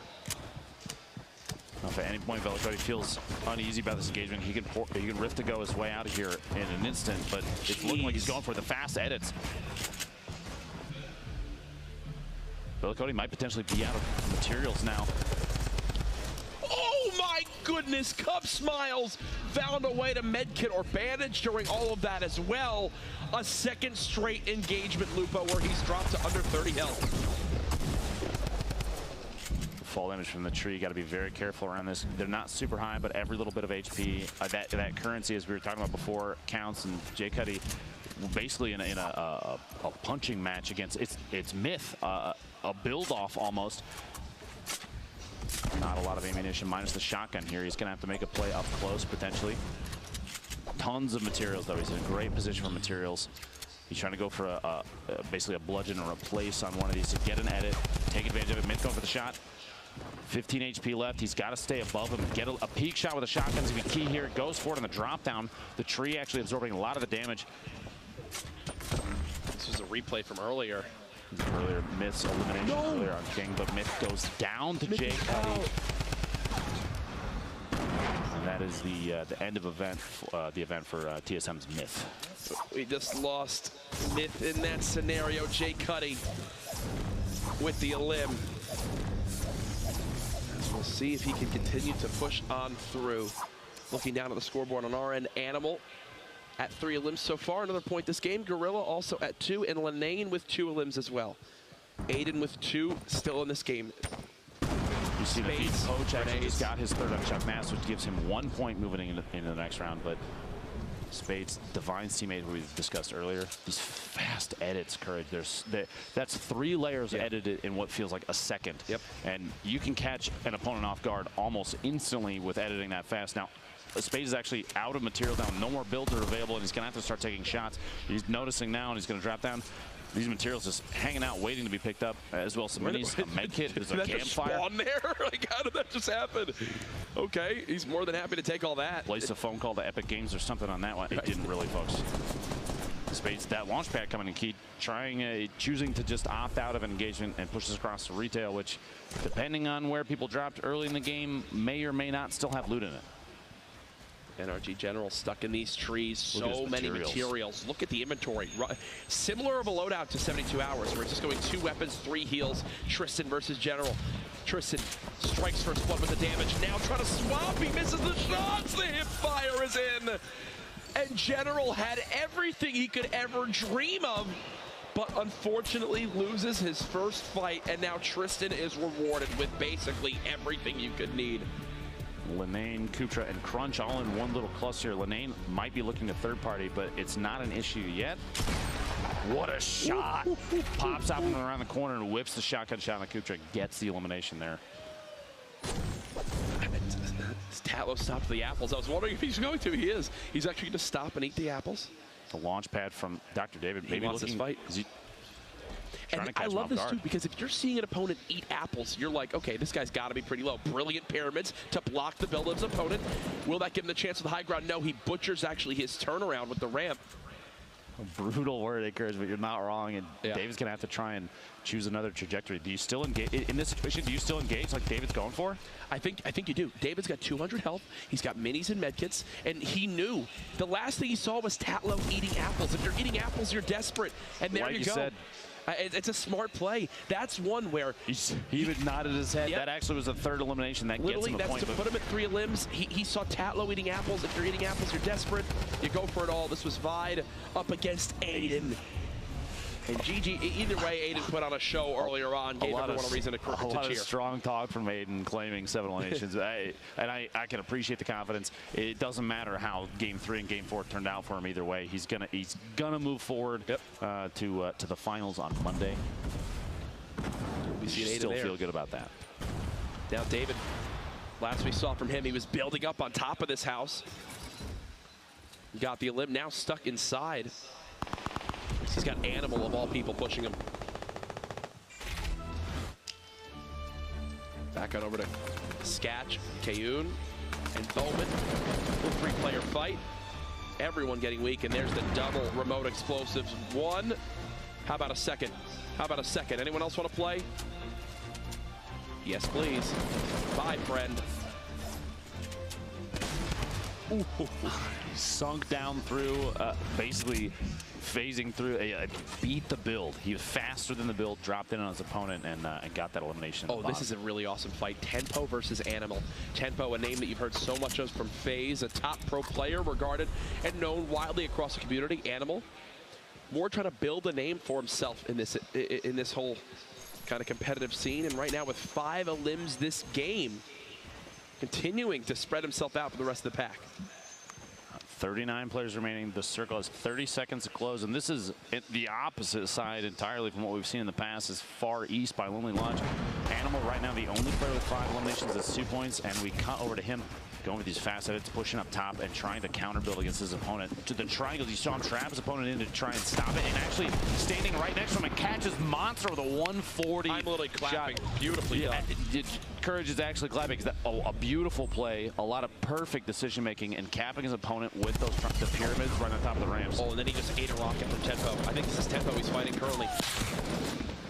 Third party as well. He's got minis he can at least use to heal, but his opponent making sure he has no time to breathe. Here's his chance. Popping those minis will put him back up to 86 HP.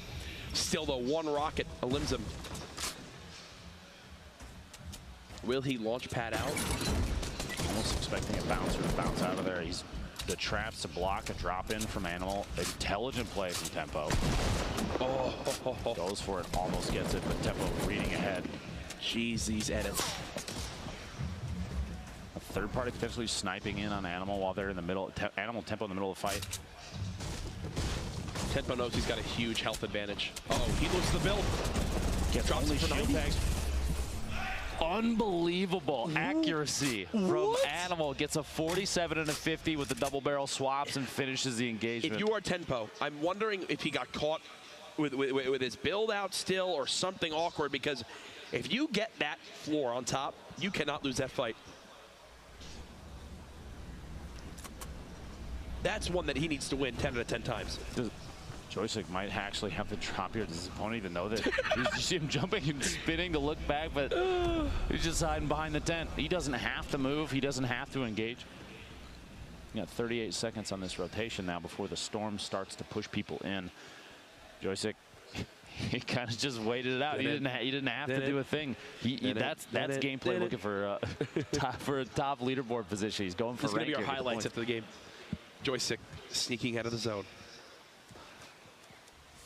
A good poach, a player we've seen very often. He secured a number of wins in the Summer Skirmish with Tim the Tatman, among other players that he's played with, and he's a confident player. He can put an entire team on his back, Courage, and he doesn't have to right now because we're playing solos. He has 3 eliminations of his own. That's 1 point already. He's in a great spot, too. I mean, this is where Poach excels. When he gets in these little 1-by-1s and can navigate around and know, hey, we got to peek this, we got to take a look at this. Here's from earlier on with Ghost Bizzle and Laddock. Bizzle, wow, the shots, very accurate shots from above. Ghost Bizzle going down. Animal, we had our eyes on him. He has 7 eliminations right now. That's 3 points for him, which is extremely good. Teenage is above him. He might have to rotate into Gorilla depending on the zone next. And we're looking at the point now when this zone closes, the Storm's going to start to move, and this is the cut down of player count is going to happen now. Teenage underneath. Oh, Animal getting a tack shot, 30 damage. He's just going to start pushing into the spray and catches Teenage in the corner. Dude, he is on a tear, and that actually just gave him control of at least the zone area. Another pro player near him, it's Gorilla from Team Envious. 8 elims for Animal. Is tied, I believe, for the most we've seen in a single game with what Aiden dropped in the second game.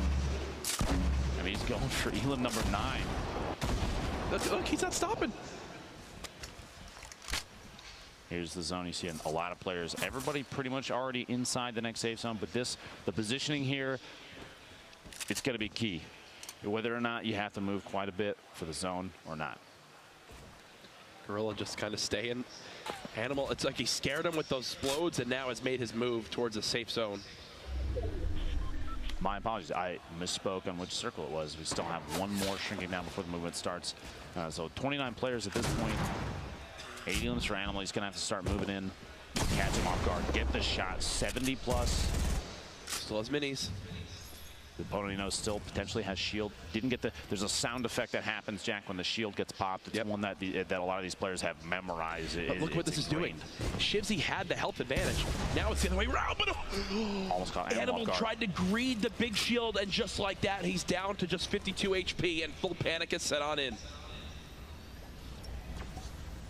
Oh, is he gonna get this big shield off this time?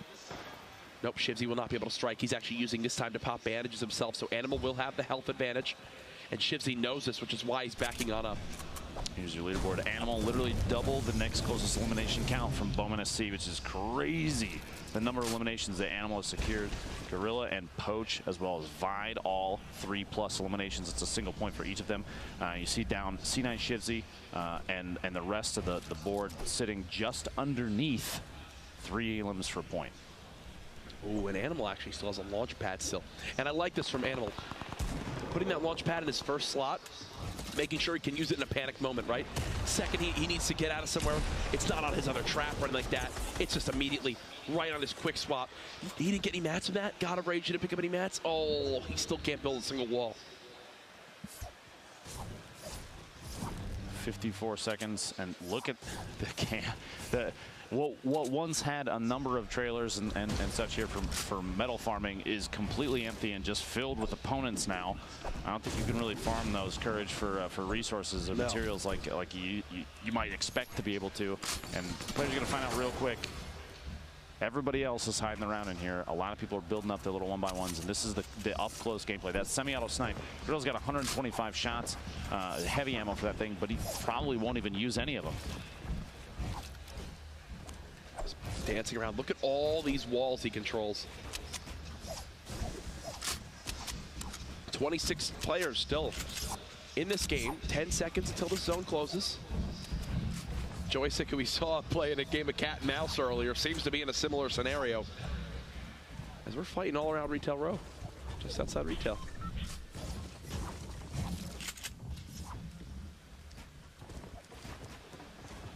There we go. Misses the edit. Who's got the high ground right now? It seems like there's a few towers like Sloth has right here. That's a huge 62 damage tag. He's got another opponent on the open. Just a quick tap, 26 shield, which is enough probably to make that player. You look for people to panic build a little bit. Catches another player rotating. You see, as soon as they start to take shots, materials get used, whether you land hits or not, and so you're whittling down your opponent's resources, whether it's HP or what they can build. He wants a fight right here so bad, it looks like.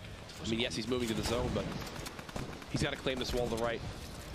He just built a ramp against it. He's going to try and maybe potentially chamber out. Yeah, it's exactly what he's doing. He's building a couple layers of defense and does not realize, Sloth, maybe that Fuzzy is inside the box. That wall that you said he had to claim has an opponent hiding behind it now. The shots. And see, that's why I was wondering why he didn't claim it, and that's actually coming back to punish him. And all that they're trying to do when building multiple of these 1x1s is to make their opponent not know which one they're in. If there's only one 1x1, obviously you're hiding in that. When you've got 5 of these pyramids, it's like whack-a-mole. Saw a Vague flying in, trying to get inside the safe zone. just a quick glance down at the map. It looks like Logan might be the only one you see down there, the south side of your map right there. He's just away from everybody, and he's going to have to move the furthest right now, starting literally right now. Animal 8 Elims still alive, looking to secure number 9, maybe be the first player to get into double digits in a single game, and he's going to drop down. He's building up layers underneath himself so that the structure up top can't be knocked down instantly. People can't just drop a single rocket and he'll have to experience fall damage, something like that. Even covering the traps like that can be super effective. You'll find people that'll try and push up from underneath and get caught off guard by it. Place that wall on the ramp, yep. Animal still in this one. Building above the pyramids. He's got the high ground now. And he's got bounce pads. And the beauty of this is even if someone shoots down the structure, he's so high up that he can place a panic bounce pad, which he didn't get to do yet. He's trying to do it. Okay, that was all the fall. But you saw he was spamming, hoping he could place it because he thought the whole thing was going down. The number of players stacked on top of each other in this. Everybody is inside this thing right now, and they're all going to have to move. If you look at the mini-map, a west-northwest push from the Storm here. She is a cruel mistress, and players are going to find out real quick. Everybody that's in here, they're all going to have to move out, and in my opinion, an earlier move right now, the better, because they're all worried about everyone that they can hear vertically. Now's the time to get out of there. Will they do it is the question. Who has bounce pads to kind of pick up the pace there on the transition? Animal with a 9 elim. Catches Megalomaniac hiding down in the bottom there, and he's got such a wonderful setup. A lot of up-close combat available for him, and he's not going to go down easy in a 1v1. Look at all these people stacked. And Animal did use a bounce pad to cross that whole area. You see Shivzy just launch padded. Boo-Boo-Boosh just did the same. Players flying on in, stacking and building above each other. Sloth now. He's wondering where his next opponent could be. Worried about his back, it seems. Animal gets another elim onto Shivzy. That's now 10 eliminations for Animal. Seems to be proving why he named himself that right here. There's almost so much movement right now. Keep your eyes on the feed, folks, because that's going to be where a lot of the information on who eliminates who in the middle of this is going to come from. There's just so many engagements that are going to happen during a rotation, especially the next one. A southwest push. Week8 has the top down, and there's so many fights happening simultaneously. You see Sloth goes down to Nazgul on the bottom. A number of fights. Asteria and Enigma are on top of each other in the feed. Poach gets Animal goes down with 10 elims. Gorilla taking out Joystick, who was hiding behind the tent earlier. So many players fighting for position right now because 4 more eliminations means top 10 for the remaining players, and that's a point apiece. This is prime Poach right now. This is when Poach is by far one of the scariest players in all of competitive Fortnite. Don't box this man in. You will regret it. Yeah. He knows how to maneuver. He knows how to dance. He's taking control of a lot of these surfaces, like you were saying earlier. That is a huge piece of up-close combat. Week8 not moving it, even though the surface is coming. He's got to. He's dropping down to try and get any sort Poach of. Is very low mats though. Nazgul dies the Storm. Fuzzy takes Bumble out. Sean was taken. One of our previous winners goes down to Week8, as we're talking about. Boosh taking Nice out. Enigma eliminated by the Storm. Vibe eliminated by the Storm. The Storm claiming a number of players here. Fuzzy. Poach goes down to Fuzzy, and Fuzzy gets elimination just before that. And we have two players remaining. It's a 1v1. Fuzzy at 5 elims already, which should feel fantastic, but he's going to start getting tapped at from above here. At least he'll have a big shield to use. So put him at 162. Push. Sap. Oh, Sap. Looking at the shot. The wall blocks it. A last-second build. These are all his mats. Keep this in mind. These are all of his mats. Down at a 75. The spray comes in with the drum gun. He's got this player weak. This would be only his second elim, but there it is. Tries to edit it out, but Sap from Ghost gets the victory. And I think if you pick a winning organization from the day, it's got to be Ghost Gaming. Ghost Gaming has been performing above and beyond both Saf and Aiden. Every player from Ghost seems to just know exactly how to play this. And he waited. He baited the edit. Seeing Fuzzy work on the wall right there, he took an opportunity, hit the jump shotgun shot, and got the elim. Second place is fantastic. You got to remember, any of these players that were making it all the way to the top 10, they're doing an excellent job of choosing the right time to move in. Let me point out, too, Animal had 10 elims. Second place eliminations had 5. Sheesh. He doubled the performance of both Fuzzy and Vibe, who both had 5 elims that game. That's 2 points apiece for them, but it's not 3 points. Animal taking home the 3 points for that. Just excellent game. And he was already towards the top of today. because of his placement earlier on. So he's feeling quite good. We actually have an interview with Animal coming up, not quite yet. Either way, we still have our standings to update you on, see exactly who our 33 players are to qualify for Monday. But after 2 days of qualifiers, we now know 2/3 of the lobby, Lupo. Let's take a look at some Animal highlights, though, before we get into the interview with him in just a few brief moments. This is someone who I think is kind of one of our standout players from qualifier number 2. This was aggressive gameplay that a lot of players look for, or a lot of spectators look forward to seeing. Those kind of maneuvers. He dropping the nade in there. These shots get Tempo. This is incredible. It looked like Tempo potentially hit shots against the surfaces that were around the Animal as he hid in his a cubby hole. Yep. And then the spray.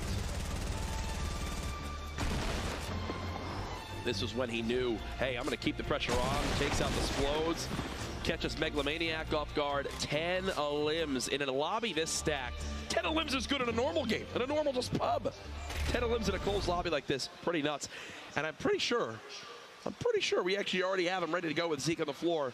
Gentlemen, take it away. Thank you so much. I am joined here by Animal, and I mean, your name precedes you, dude. You are literally an animal. You dropped 10 eliminations here in the qualifiers. What's running through your mind, and do you ever tire of being a terror to everyone else? Once you get that double barrel in your hands, you just feel like you can do anything. Play around in the boxes and the turtles, and outmaneuver your opponent, and anytime they get close to you, they're just dead. So anytime you get that, you can just lay out. Now, what was the preparation like leading from the weeks of Summer Skirmish here to PAX? I mean, I play Scrim 7 days a week, multiple hours a day, probably 6 to 8 hours a day playing Fortnite, so yeah. Do you ever get tired of Fortnite? It's a lot of Fortnite. I mean, it's a grind, just gotta do it. No, never really get tired of it, to be honest. It's the most fun part of the game is playing scrims every night, honestly. Now, question for you. What is your strategy going to be like here going into the final game, or rather finals? I want to have a good mixture of slaying out and placing because, I mean, if you slay out and place, you can get the most points. So, yeah. Now, here's the thing. You know, everyone out there is obviously loving you, right? Because you're just running around the double barrel and just point blanking people. Like, what's going through your head, right? At any moment, you're going to engage someone, and it's like you're so confident in your decisions. You're so confident. You're just like, hey, what's up? It's me, Animal. What's going through your mind at those times? It's basically trying to outplay my opponent's close quarters, and through quick edits, double barrel allows you to do that, and so does the P90, so that's what I was rocking just now. Unbelievable. Any final thoughts for all the people out there that love you? I just want to say, hi, Mom. There you go. All right, I got to take a call real quick. Back to you. That sums up. What can you say? Everything over there. Yeah, the confidence. I'm busy right now. I gotta go. Wow, he's making executive deals. He's getting calls and offers that I don't even know what could be going on. For gameplay like that, I don't blame him. Honestly, that was above and beyond. And he actually, Jack, where did he land over the course of today? Top spot. Right at the top. Top spot from Animal. Don't worry, hey, that's some spoilers on the standings. We got more to come. We have some more replays to show you. This one's from Bowman. Someone who a lot of times we saw was like that cheeky third person, like, hey guys, we're going to third party this fight. Seal this one here, snake this one out here. That was on to Takano earlier on. Now my favorite shotgun, the heavy shotgun being employed here. Love to see it. Like you said, maybe not necessarily the star of the show, but even right here, Bowman says, I want to be part of this as well. You guys talk it out, and I'm going to take some shots from distance. The C4 here, pulling getting that elimination on Cayenne. And maybe that's even the best way to play some of this, because you don't have to be in the forefront of aggression. You just have to be there at the right place at the right time, and right here drops in, and Scatch caught in a box in the bottom, and securing another elimination. That was edit. Damage, breaks the wall, comes in, swipes, and hits the shot, which is crazy. But then our winner from the final game, Saf from Ghost Gaming, we got to show him some love too. It's only right. This is someone that says, and I know for a fact has played tons and tons of scrims, has practiced for moments like this, and it pays dividends, Lupo, when he gets this victory royale. trying to break on through, and watch how he baits this edit. Hello. Perfect timing. The fist pump at the end He there. knew it. Oh, he knew it. The Team Ghost Gaming, they've been doing just an excellent job. Yep. Just putting on a good show, showing that they know exactly how to play this game and put on and dominate the field. A number of their players are going to, I almost guarantee it, there's going to be a full team of Ghost Gaming in the That's finals nuts. on Monday. That's actually nuts. I know a lot of teams sent out a lot of players, but this is the moment you've all been waiting for. Who are the 33 qualifying for Monday? Let's see our top players here. We know the top 16. It's a look at Animal with the 14 elims and 7 total points. Lines up coming out on top. Congratulations to him. We talked about, you see there 14 elims and Aiden has 18. You might be wondering, why is Animal above? He actually has more victory royales. Remember, that's the first tiebreaker option, the first, the checkbox. So Animal, having secured the higher placement than Aiden, puts him above first place for the qualifiers today, Jack. It's kind of swapping on through. Saint, all he needed was the one game. 2 total elims and 3 points. That was it. That's all he got. That's all he needed was one victory royale. Congratulations to him. Sap in that 5th spot. Again, wasn't putting up monster limbs, Lupo, but that final game puts him so cleanly in a top 5 position now. Remember, top 33 make it in. Here's our 32, and Marksman, Poach, both making it on through. Congratulations to them. Now, anybody on this list that was not a competitive invite from Epic, there's C9 Bandit, the 33rd place. C9 Bandit actually is the one to bump out his teammate, Shibsy. If they're players that played in the heats, the round 1, stage 1, Courage, that doesn't mean they're done yet. Tomorrow morning, a lot of players lining up 6 a.m. can make their way back over here and take a 3rd shot. Sheesh. Getting into the qualifiers tomorrow evening to play in the Monday's grand finals. Well, there's still so much action to come this weekend after 2 days of qualifiers. Lupo, what are your thoughts?